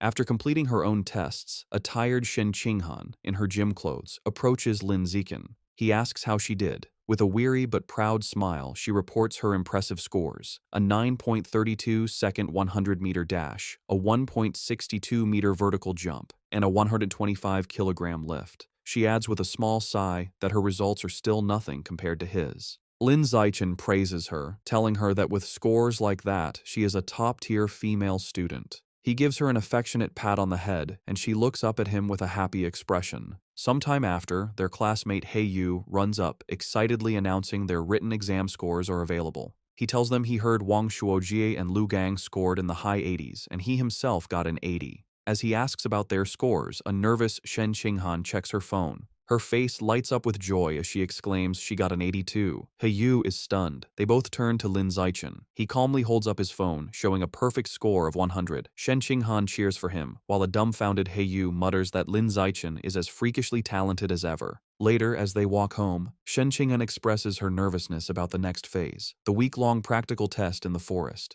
Lin Zixin takes her hand and reassures her, telling her not to worry because he will stay by her side and protect her. Comforted, she agrees to stick close to him. Meanwhile, in a private room, two mysterious figures discuss the exam. One man in a formal suit and a sinister plague doctor mask hands a small wooden box to a younger man. The masked man instructs his subordinate to make good use of his position as a safety officer. The young man takes the box. Inside are 10 dark, seed-like objects, which the masked man calls demon seeds, that will aid him in his mission. The masked man promises that if the young man succeeds, he will be recommended to become a full member of their organization. The young man seems more interested in a different reward, stating he would prefer a rare, different fruit. The masked man scoffs, calling him short-sighted. He explains a single fruit could only help him evolve to a mid-tier rank, whereas joining their organization opens the door to evolving into a truly advanced being. After a moment, the young man is convinced, agreeing that becoming an official member is the more valuable prize. A convoy of buses travels through a dense, foggy forest. An announcement informs students they are about to arrive at the practical exam location. Inside a bus, Shen Qinghan is sleeping on Lin Zixin's shoulder. He gently wakes her, letting her know they have arrived. An automated voice directs students from Entrance 9 to get off the bus and proceed to the assembly point. The students gather at a large staging area where the rules of the week-long exam are explained. Numerous score tokens are hidden throughout the forest, some in hard-to-reach places and others carried by beasts. Safety officers are stationed near dangerous creatures, but calling for their help results in immediate disqualification. The most powerful beasts and the highest scores are located deep within the forest. A student's final grade is determined by the points from tokens and a performance review based on camera footage. With 100,000 students competing for 50,000 tokens, at least half will fail to score any points. The exam encourages both cooperation and competition. Students can team up to share tokens or steal them. An official announces they have 1 hour to prepare. Immediately, students begin trying to form alliances. One student loudly tries to recruit teammates by boasting about his father. Their attempt is quickly shut down by a strict female instructor who warns them against such open recruiting. Nearby, Lin Zichen and Shen Qinghan are snacking when a group of female students asks Lin Zichen to team up. He bluntly refuses. Just then, another student, a young man with brownish-red hair, walks up and asks if he could buy some of their food. Instead, Lin Zichen tosses him a package of toast as a gift. Impressed, the student suggests they team up, introducing himself as Hong Junping from a top high school. While eating his snack, Lin Zichen politely rejects the offer. A bit dejected, Hong Junping thanks him for the food and walks away. Watching him leave, Shen Qinghan comments on how strange the guy was. Lin Zichen gives her a knowing smile and explains that the man's true intention was not about the food, but about the great beauty with him. Realizing he was trying to hit on her, Shen Qinghan blushes. With their breakover, Lin Zichen takes Shen Qinghan's hand, and they set off into the forest. As they enter the vast wilderness, Lin Zichen decides on a cautious strategy. To help Shen Qinghan acclimate, they begin by searching for score tokens in the safer, outer regions. To aid their search, Lin Zichen activates his Eye of the Sky ability, his eyes glowing with golden light. His enhanced vision lets him instantly spot a target. He tells Shen Qinghan he has found a token at the top of a nearby tree and instructs her to get it. Eagerly, Shen Qinghan leaps high into the air with incredible agility. A moment later, she triumphantly holds up a token with the number 1 on it, happily shouting to Lin Zichen that she got it. With his Eye of the Sky active, Lin Zichen systematically scans the area, directing Shen Qinghan from one hidden token to the next. Soon, she has collected a small handful of 1-point tokens. Overjoyed, Shen Qinghan throws her arms around Lin Zichen in an excited hug, exclaiming how amazing he is. Their celebration is cut short as they are surprised by an unexpected arrival. It is Hong Junping who greets them with a smile. He holds up a large score token, stating he has already gathered 28 points. He claims he wants to repay Lin Zichen, but internally, his motive is to get to know the incredibly cute Shen Qinghan. He formally offers to team up, suggesting they split all points evenly among the three of them. Lin Zichen flatly rejects the offer. He tells Hong Junping that if he is serious about repaying them, he can simply hand over all his score tokens. Hong Junping is visibly shocked and angered by this outrageous demand. His friendly demeanor vanishes, and surrounded by a surging aura, he charges forward, shouting that they have chosen the wrong path. As Hong Junping charges, yelling they have chosen the wrong path, Lin Zichen calmly smirks, agreeing that Hong Junping is the one who has chosen wrongly. The fight is over in an instant. Lin Zichen lands a single, devastating punch to Hong Junping's stomach, causing him to double over in agony and spit up blood. With their opponent defeated, Lin Zichen and Shen Qinghan walk away arm in arm, with Lin Zichen now casually holding Hong Junping's score token. Behind them, their attacker lies unconscious. A concerned Shen Qinghan asks if he will be all right, but Lin Zichen nonchalantly reassures her that he didn't even use any real force. Over the next few days, Lin Zichen continues to guide and train Shen Qinghan. He helps her find more score tokens, pushes her to improve her strength by having her lift massive boulders, and teaches her practical survival skills like hunting wild boars. Their time is not all work. They also enjoy simpler moments, like gathering fresh fruit. They work as a perfect team, easily fending off other students who try to ambush them. When tired, they rest together under a makeshift roof. As Shen Qinghan sleeps on his shoulder, Lin Zichen looks at her fondly, wishing the peaceful moment could last longer. Finally, they arrive at the central area of the forest. Shen Qinghan points out a wooden sign that ominously reads, "Danger, Aberrant Beast Zone."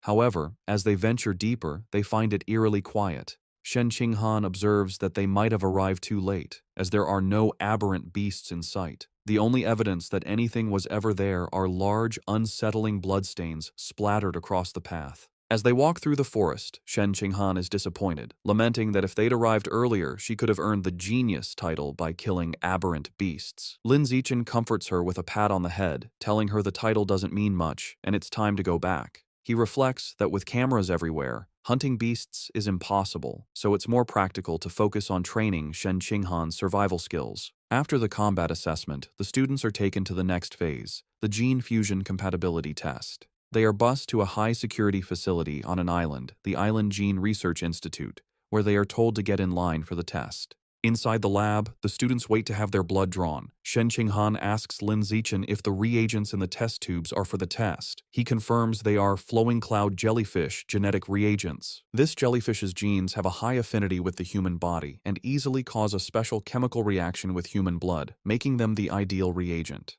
The procedure involves injecting the student's fresh blood into the jellyfish reagent to observe the chemical reaction, which determines if a student is suitable for gene fusion. While waiting, a nervous Hiyu expresses his hope to pass the gene fusion test, not wanting to go through the mechanical modification test. Chu Rui adds that the mechanical test is rumored to be painful, like being burned, as it involves implanting special metal alloys into the body. This thought terrifies Hiyu, who begins praying. After their blood is drawn, the students wait about an hour for the results. As scores come in, a girl celebrates her 8% compatibility, which qualifies her to be a gene fuser, while another is dejected over a 4% score. Another classmate is relieved to have barely passed with 6%. The students discuss the grading scale. 6% is passing, 8% is excellent, and 10% is required for top universities. They also mention the famous Kyoto prodigy has a compatibility of 16%. Hearing this, Lin Zichen silently wonders what his own score will be, thinking that since his physical attributes are superior, perhaps he could reach 20%. Shen Qinghan, growing anxious, grabs Lin Zichen's arm for support. He calmly takes her hand, telling her it's normal to be nervous, while thinking she might not be able to continue with him if her compatibility is too low. Suddenly, their friend Chu Rui exclaims in joy that she scored 10%, high enough for the top universities. Yu, however, seems slightly disappointed with his 11% score, feeling it should have been higher. Seeing that others have results, Lin Zichen turns to check his phone. Shen Qinghan, too scared to look at her own score, asks him to check his first and then hers. He agrees and looks at his phone. The result is an impressive 15%. Overjoyed, Shen Qinghan immediately throws her arms around Lin Zichen in a celebratory hug, exclaiming that with a score like that, he is surely the top scholar in the province. Despite Shen Qinghan's joy, Lin Zichen is internally disappointed his 15% compatibility is lower than the Kyoto prodigies, leading him to conclude that physical strength isn't the only factor determining aptitude for gene fusion. He then gently tells Shen Qinghan it's her turn to check her results, and she nervously agrees. He tries to reassure her, saying that if someone like him can get a good score, she certainly can too. However, as he brings up her results, his expression turns to shock. Shen Qinghan and Chu Rui, looking over his shoulder, mirror his astonishment. The phone screen displays an unbelievable result. Shen Qinghan has a gene fusion compatibility of 21%. The scene shifts to the Nanjiang Provincial Ministry of Education headquarters, where Mo Dongji is in a meeting with other officials, including the principal of Shanghai High. Mo Dongji announces the gene fusion compatibility results are in. First, they see Lin Zichen's profile, noting his impressive 15% score, making him the provincial top scholar. The other officials congratulate the principal of Shanghai High, and while she acts modest, she is inwardly proud. Just as everyone believes the top student has been identified, Shen Qinghan's results are displayed. Her 21% compatibility score sends a shockwave through the room. The officials exclaim in disbelief, questioning if such a high number is possible. The principal is just as surprised, recalling Shen Qinghan as Lin Zichen's seemingly ordinary childhood friend. The extraordinary result piques Mo Dongji's interest, who asks for more information on Shen Qinghan.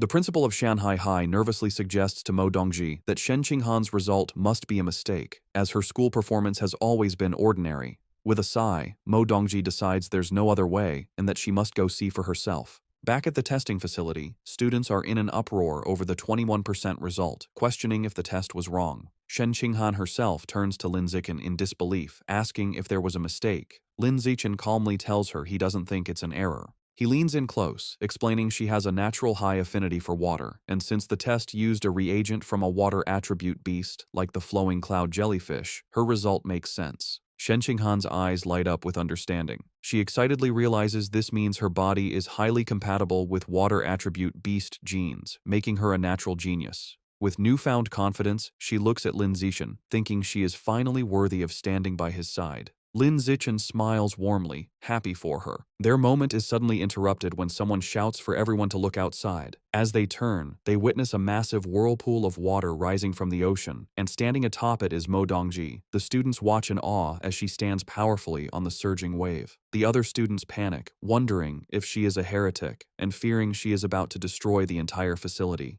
Mo Dongji lands gracefully, the water receding around her. The Research Institute staff immediately recognize her, bowing and calling her name. They identify her as Mo Dongji, Vice Principal of Shanghai University, from a prestigious martial arts family with a 1,000-year history. Staff members whisper rumors that her family once tamed dragons and fused with their genes, which would explain her incredible ability to manipulate water. Ignoring the staff, Mo Dongji walks directly to Shen Qinghan and asks if she is the one. To verify the extraordinary test result, she orders a scientist to draw Shen Qinghan's blood and retest it 3 more times. Afterward, a drained Shen Qinghan sits with her friends. Yu expresses his concern, and she admits her arm is a bit numb after the repeated blood draws. Soon, a scientist calls for Shen Qinghan to follow him, and she complies. She is led to a private office where Mo Dongji is waiting. Mo Dongji smiles, announcing the results are in. She leans close to the nervous girl, exclaiming that all 3 tests consistently showed 21% compatibility. Getting straight to the point, Mo Dongji makes a life-changing offer. She wants to take Shen Qinghan as her disciple. Shen Qinghan is completely stunned, stammering at the sudden request. To demonstrate the power she could learn, Mo Dongji effortlessly levitates water from a glass on her desk, swirling it in a controlled vortex. She tells Shen Qinghan that as her student, she will easily be able to perform such feats. Overwhelmed, Shen Qinghan asks for time to think, wanting to consult Lin Zichen first. Mo Dongji dismisses her hesitation, stating there is nothing to consider, as becoming her disciple offers only advantages, while continuing her impressive display of water manipulation. Mo Dongji asserts her authority, stating that as Provincial Minister of Education and Vice Principal of Shanghai University, she has decided Shen Qinghan will attend her university now that they have a master-disciple relationship. She leans in close, asking the nervous Shen Qinghan if she has anything to say. Overwhelmed and intimidated, Shen Qinghan meekly replies that she has nothing to add. Feeling completely railroaded, she nervously adds Mo Dongji's contact info to her phone. Mo Dongji then informs her that she has another disciple, who will be Shen Qinghan's senior sister. She explains this student is of a similar age, but began her training over 10 years ago. Mo Dongji sends a photo to her phone, saying she'll introduce them when the time is right. Shen Qinghan is shocked when she sees the picture of a white-haired girl with a spear, surrounded by skeletal remains and standing over a monstrous carnivorous plant. She immediately recognizes her as her old friend, Bai Shui. She asks Mo Dongji for her senior sister's name. Mo Dongji reveals it is Luo Qianshui and asks if Shen Qinghan knows her. Shen Qinghan explains that she had a friend in elementary school named Bai Shui who looked just like her, but she transferred away suddenly. She wonders if they could be the same person. Mo Dongji dismisses the idea as impossible. Still puzzled by Shen Qinghan's score, Mo Dongji tells her that her gene fusion compatibility is beyond anything she has ever seen. She decides to conduct a physical examination to see if there is anything special about her body. As she places a glowing hand on Shen Qinghan's chest, she becomes visibly surprised, muttering that something is strange. A worried Shen Qinghan asks if something is wrong with her body. Mo Dongji explains that, on the contrary, her body is too normal, which is odd for someone with a 21% compatibility score. To protect her from unwanted attention and potential harm from those with malicious intent, Mo Dongji decides to publicly report Shen Qinghan's score as 16%. Shen Qinghan quietly agrees to the arrangement. With their business concluded, Mo Dongji dismisses Shen Qinghan, telling her it is getting late and she can go home. Shen Qinghan nervously says goodbye to her new master and leaves the office. Once alone, Mo Dongji makes a phone call. The man on the other end, her father, tells her the new disciple is extraordinary and destined for greatness, which will bring them unimaginable rewards. He sternly warns her that her student's incredible talent must be kept a secret from everyone. Mo Dongji agrees, telling her father she understands. Later, as Lin Zichen gives Shen Qinghan a ride home on his bicycle, he remarks how strange it is that she so suddenly acquired a master. She agrees the situation feels very abrupt. Lin Zichen decides they should adopt a wait-and-see approach. He tells her if Mo Dongji proves to have no malicious intent, then it is fine to accept her as a master. However, he adds, if she turns out to be a bad person, they will end the relationship once Shen Qinghan is strong enough. Shen Qinghan agrees with his plan as she gets off the bike. As they arrive, their mothers, Zhang Wangxin and Xu Meng, greet them with great excitement. They announce they are all going to a restaurant to celebrate their children's success. They are overjoyed that Shen Qinghan is the provincial top scholar and that she and Lin Zichen can attend the same university together. At the restaurant, both families raise their glasses in a toast, celebrating Shen Qinghan and Lin Zichen for achieving the top 2 scores in the province.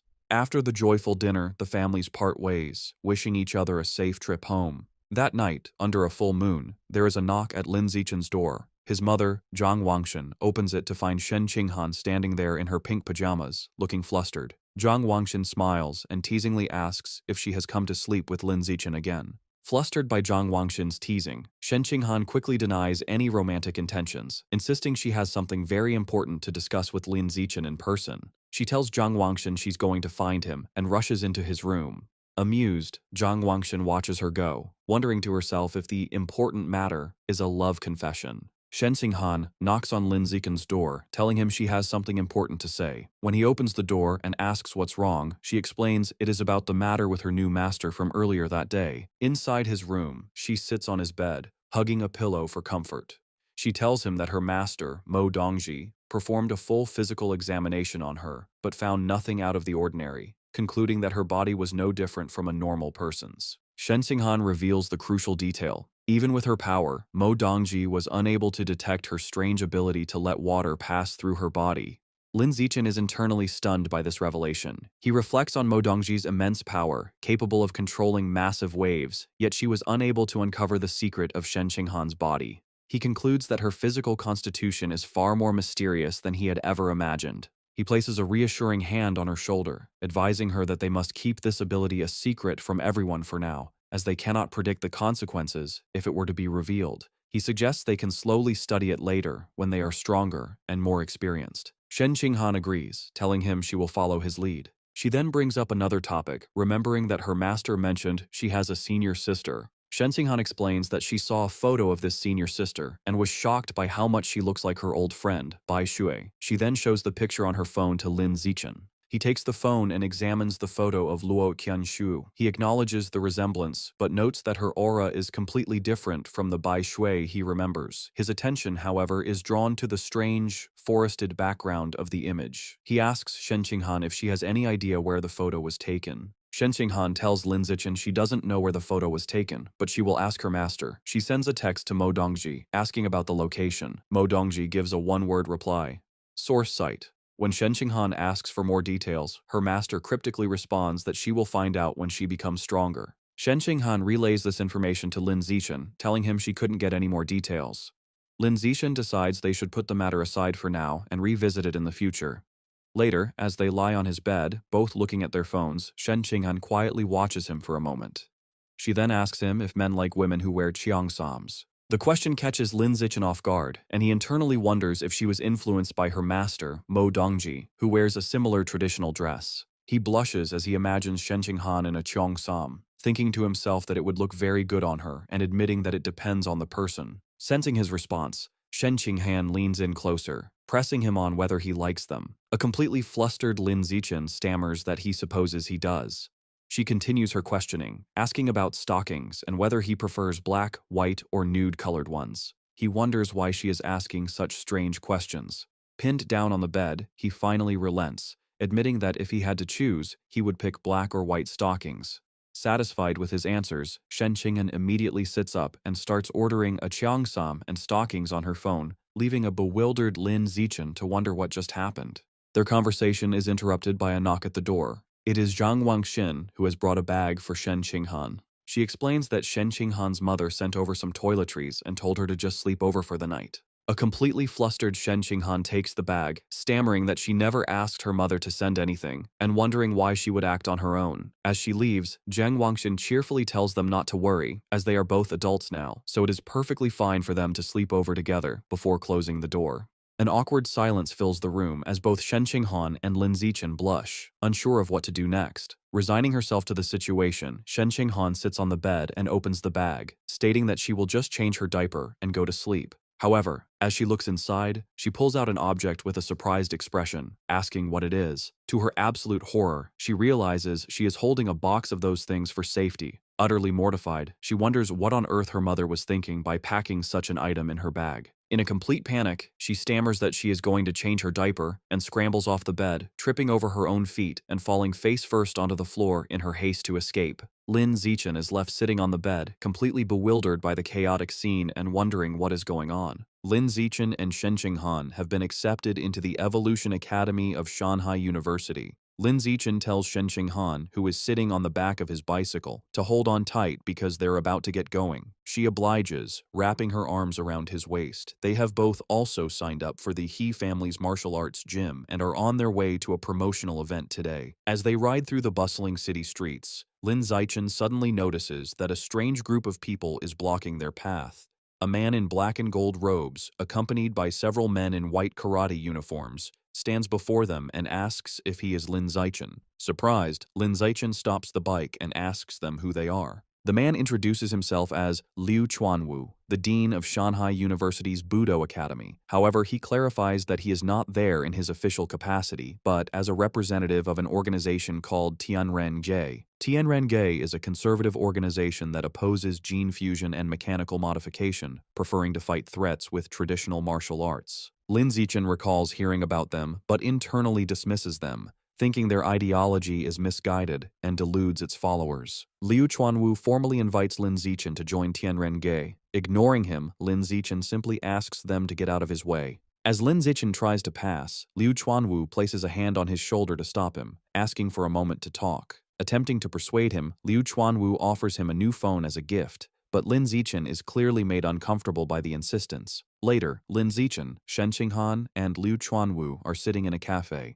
Liu Chuanwu explains that his organization, Tianren-Ge, researches how to unlock the potential of pure-blooded humans without gene fusion or mechanical modifications. He passionately claims that their goal is to help humans break through the ordinary biological barriers and evolve into advanced, rare, or even epic beings. To prove his point, he tells Lin Zichen that they have already achieved some results and shows him a video on his phone. In the video, Liu Chuanwu, who states his own biological level is ordinary tier 9, is seen facing a formidable opponent. He explains that the video shows him defeating a high-level gene fuser. Lin Zichen is shocked to recognize the winged man in the video as Wu Tiancheng, the powerful prodigy who had single-handedly taken down the rat god cult. The fight in the video unfolds, showing Wu Tiancheng leaping high into the air and unleashing a deadly shower of sharp feathers down on Liu Chuanwu. The feathers pierce Liu Chuanwu's body, leaving him bloodied, while Wu Tiancheng lands gracefully back on the fighting stage.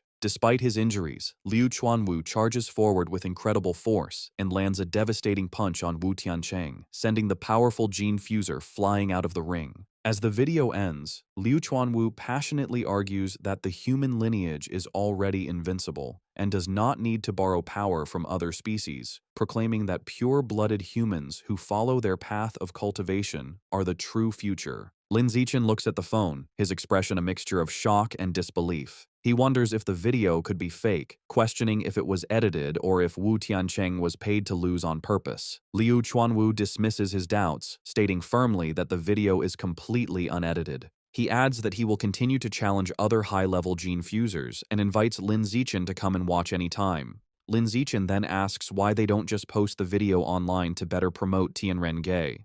Liu Chuanwu explains that they would like to, but those in power do not allow it. With a surge of anger, he elaborates that the authorities believe that as long as a method doesn't raise a person's biological level, it has no future and is not worth promoting. He slams his fists on the table in frustration, arguing that without wider promotion, they cannot attract more people to their research, which makes achieving a breakthrough incredibly difficult. After all, he says, qualitative change requires quantitative change. He then looks at Lin Zichen with hope, telling him that if a genius like him joined them, he wouldn't get stuck at ordinary tier 9 for 50 years like he has. Liu Chuanwu is certain that Lin Zichen would be able to evolve into a high-level being. Lin Zichen is taken aback by this information, internally noting that Liu Chuanwu has been stuck for 50 years, but only looks about 50 years old himself. Seemingly reading his thoughts, Liu Chuanwu reveals a startling secret. He tells Lin Zichen not to be fooled by his appearance, as he is actually almost 100 years old. He explains that he has been able to maintain his youthful appearance thanks to their special cultivation methods.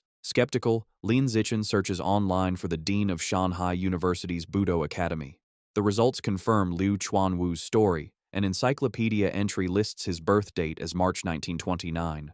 Lin Zichen is surprised their cultivation method can grant such longevity and briefly wonders if his parents could learn it. He continues to scroll and learns that in his youth, Liu Chuanwu was the young master of the Liu family, a top martial arts clan. When the era of gene fusion began, his family's refusal to adapt led to their decline, with their dojo falling into ruin. The information also reveals a personal tragedy. Liu Chuanwu's insistence on the traditional path resulted in his wife and children leaving him as they chose to embrace gene fusion. Looking at the article, Lin Zichen thinks about his relationship with Shen Qing'an, confident she would never leave him. His research is interrupted when he scrolls further and sees something that shocks him.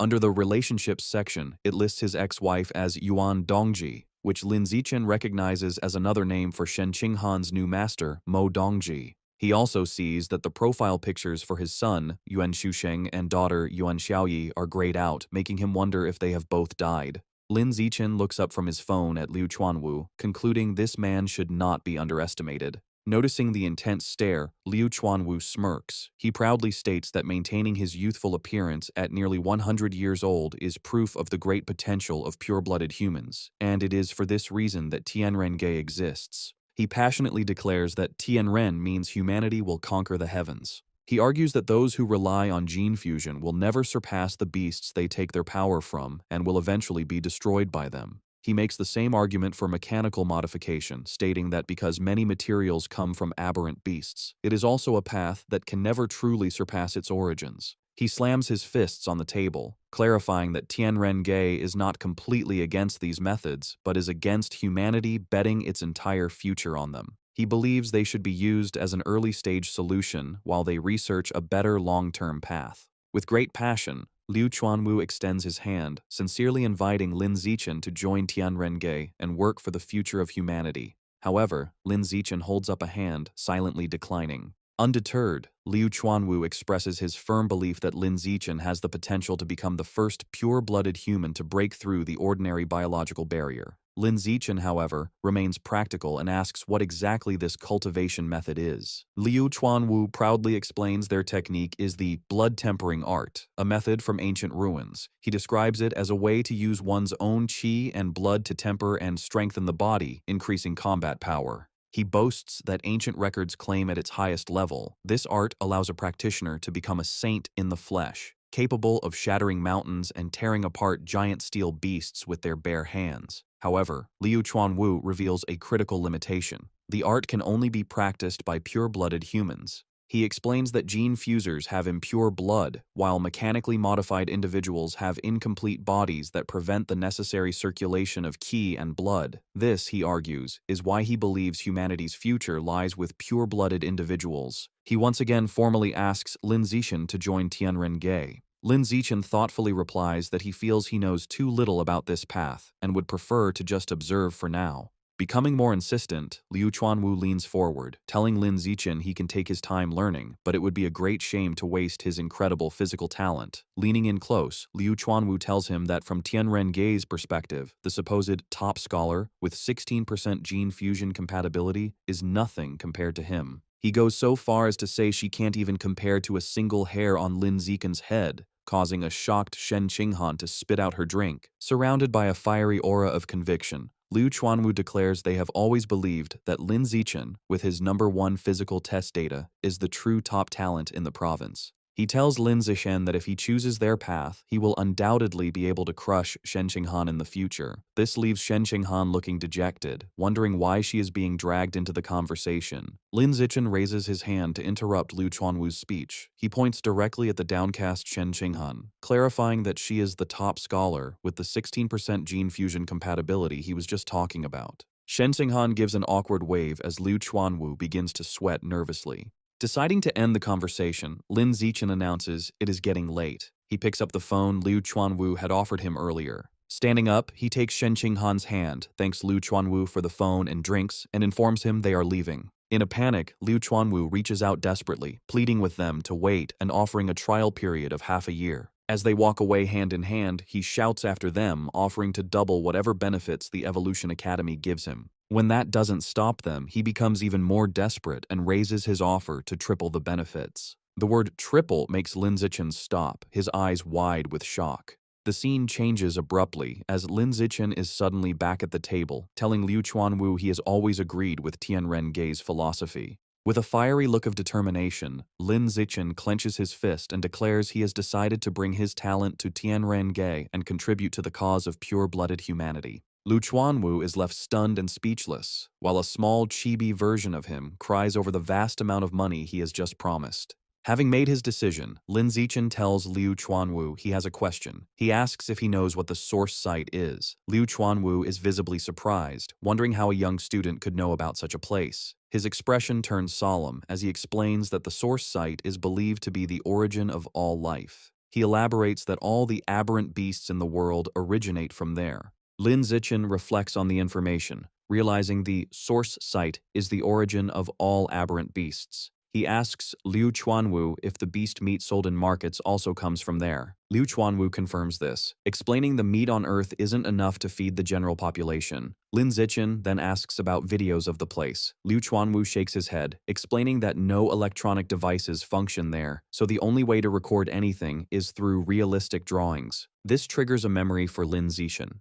He recalls the image of Shen Qinghan's senior sister, Luo Qianshui, and realizes what he thought was a photograph was a highly detailed painting. Their conversation is interrupted by Lin Zichen's phone ringing. It is their friend He Yu asking where they are, as the promotional event at the gym is about to start. Lin Zichen assures him they are on their way. He stands, puts on his backpack, and tells Liu Chuanwu they have matters to attend to and must leave. Before they go, Liu Chuanwu hands Lin Zichen a blue book titled Blood Tempering Art, explaining it contains the detailed cultivation methods. However, he offers a caution, stating there's a threshold for practicing it. One must reach ordinary Tier 4 and have sufficient qi and blood. He suggests that since Lin Zichen's physical test data is close to Tier 4, he should study the book over the summer and begin practicing once he advances. Lin Zichen takes the book and casually stuffs it into his bag. To Liu Chuanwu's surprise, Lin Zichen reveals that he has already reached ordinary Tier 6, so he plans to start practicing as soon as he gets back. The scene shifts to a high-rise building. Inside, a young woman with a ponytail is training intensely, delivering a powerful kick to a heavy bag that sends it swinging. She stops when she hears someone whistling happily. Turning, she sees Liu Chuanwu walking in with a spring in his step. Curious, she asks the dean what has made him so happy. Liu Chuanwu boasts to the young woman with a proud expression. He claims that thanks to his charisma, he recruited the student with the top physical test scores in the province into Tianren-ge. The young woman is shocked and asks if it is true. Liu Chuanwu shows her his phone with Lin Zichen's contact information, claiming it was all his personality, but she demands the truth. Under pressure, Liu Chuanwu nervously admits he had to offer Lin Zichen triple the benefits the Evolution Academy was offering. The young woman screams in horror, reminding him their organization is already heavily in debt. Liu Chuanwu tries to calm her by massaging her shoulders, reassuring her he has set up dates with 3 wealthy women to cover the costs, while she looks annoyed. Changing the subject, Liu Chuanwu asks how long it took her to sense her qi and blood when she first practiced the blood tempering art. She recalls it was 10 years ago and says it took about a week. He then asks how long it took to master blood control, and she replies, 2 months. Liu Chuanwu strokes his chin, praising her talent as expected of the former Kyoto exam runner-up. He admits that even he, a self-proclaimed genius, took 2 weeks to sense his qi and blood. The young woman looks sad, asking him not to mention her past title. She laments that since giving up gene fusion to join Tianren-ge, she hasn't evolved into a high-level being in years, and feels people mock her for fading into obscurity. Liu Chuanwu places a comforting hand on her shoulder, telling her to let them laugh. He assures her that in a few years, when she evolves, she will be the one beating them up. The young woman sighs, noting she has tempered her body twice, but still hasn't opened an acupoint. She asks about Lin Zichen, wondering how long it will take him to sense his qi and blood. Liu Chuanwu estimates that since Lin Zichen's physical data is exceptional, it should take him about 10 days. Hearing this, the young woman gets a mischievous look, declaring she will have to properly teach this new genius junior. Later that night, the city is quiet. In his room, Lin Zichen sits cross-legged on his bed, meditating with the blood-tempering art book open. He thinks to himself that sensing qi and blood was simple, noting he did it in just 3 seconds. Reading the book, he decides the next step is to control the qi and blood to temper his body, starting with his right arm. He focuses his energy, and his right arm becomes engulfed in a flame-like aura. A system notification confirms he is using qi and blood to temper his skin, increasing his skin strength and proficiency. Half an hour later, Lin Zichen tests the results. He takes a knife and swings it forcefully against his arm. To his satisfaction, the blade bounces off without a scratch. He realizes one session of tempering has made his skin impervious to blades, understanding now how Liu Chuanwu withstood Wu Tiancheng's attacks. Wondering how strong he will become after 5 sessions, he continues his cultivation. 3 hours later, an exhausted Lin Zichen sits on his bed, sweating. He calculates that at this speed, he can finish tempering all the skin on his body within a week, noting that while his arms are done, it consumed a third of his qi and blood. His rest is interrupted by a phone notification late at night. He checks it and sees a message from Shen Qinghan. She asks if he is asleep and says she has a surprise, inviting him to her room. Curious, he agrees to go over immediately. As he leaves, he wonders what kind of surprise this could be. In the hallway, he runs into his mother, Zhang Wangshan. She knowingly asks if he is going to see Shen Qinghan, explaining the girl had messaged her about the surprise. With a teasing smile, she tells him to hurry up so Shen Qinghan doesn't get anxious. Lin Zichen knocks on Shen Qinghan's door and announces his arrival. She invites him in. He opens the door and is stunned to find Shen Qinghan on her bed, completely wrapped in a thick duvet, her face flushed red. When he asks what is going on, she shyly replies that this is the surprise. His imagination runs wild, and he wonders if the surprise is that she intends to offer herself to him, visualizing a scandalous scene involved with caution tape. Shaking off inappropriate thoughts, he nervously jokes to himself that she surely just wants to show him a glow-in-the-dark watch. However, Shen Qinghan insists he just needs to come over and look. Still blushing, Lin Zichen walks over and sits on the edge of the bed. She softly tells him to lift the cover and see. He looks down and sees her face is a deep red, her eyes looking up at him with a shy, almost seductive expression. Lin Zichen feels his heart racing, his face equally hot as the atmosphere becomes tense and ambiguous. Unable to wait, he reaches out and lifts the white duvet to reveal the surprise underneath. When he lifts the quilt, Lin Zichen is left completely stunned by the surprise waiting for him. Shen Qinghan is lying on the bed, blushing, wearing the tight white cheongsam she bought online. Lin Zichen's face turns bright red at the sight of her, utterly shocked. Shyly, Shen Qinghan asks him if the outfit looks good on her. Nervous and unable to look away, he manages to nod and say she looks great. Encouraged by his reaction, she admits that she also bought black stockings and asks if he'd like to see how they look on her. Sweating nervously, he agrees with excitement, telling her to put them on so he can see. As Lin Zichen watches, Shen Qinghan slowly begins putting on the black stockings, which makes him blush even more. Once she's done, she asks again if she looks good. He assures her she looks stunning and that the outfit suits her perfectly. Playfully, she tells him the stockings feel very nice and invites him to touch them. He approaches and gently touches her leg, agreeing that they feel very comfortable. Lying down on the bed, Shen Qinghan moves closer to him and asks which feels better to the touch, her legs or the stockings. Blushing but smiling, Lin Zichen replies that her legs definitely feel better, something she seems to agree with. Suddenly, their intimate moment is interrupted by Zhang Wangshan's voice from the other side of the door. She shouts that Shen Qinghan's mother just brought her some toiletries and hung them on the doorknob for her to pick up later, startling a confused Lin Zichen. Startled by her sudden appearance, Lin Zichen stands up and heads to the door to answer her. With a puzzled expression, Lin Zichen picks up the bag her mother left at the door. When he looks inside, he blushes upon seeing a box of those things for safety that Shen Qinghan's mother prepared for him, confirming his suspicions. Embarrassed and a bit annoyed, he puts the box back in the bag, thinking to himself that they haven't even kissed yet and wondering why the rush. Shen Qinghan tells him it's already late and that he should stay the night. Then shyly, she asks him to turn around so he doesn't see her while she puts on her diaper. Blushing, Lin Zichen turns around while she changes clothes at the back of the room. Once she's done, she approaches him and says she's ready. They can turn off the light and sleep. Both of them are visibly nervous. Later, the two lie in bed, side by side under the same quilt. Unable to sleep, Lin Zichen asks Shen Qinghan if she used any perfume, since he notices a pleasant scent in the bed. With her eyes closed and a playful smile, she replies that it's her natural scent that perfumed the bed and invites him to smell if he doesn't believe her. Skeptical, he murmurs that that's impossible. Opening her eyes, Shen Qinghan gives him a seductive smile, leaving him speechless. He blushes intensely, captivated by the moment. Slowly, she moves closer to him and kisses him passionately.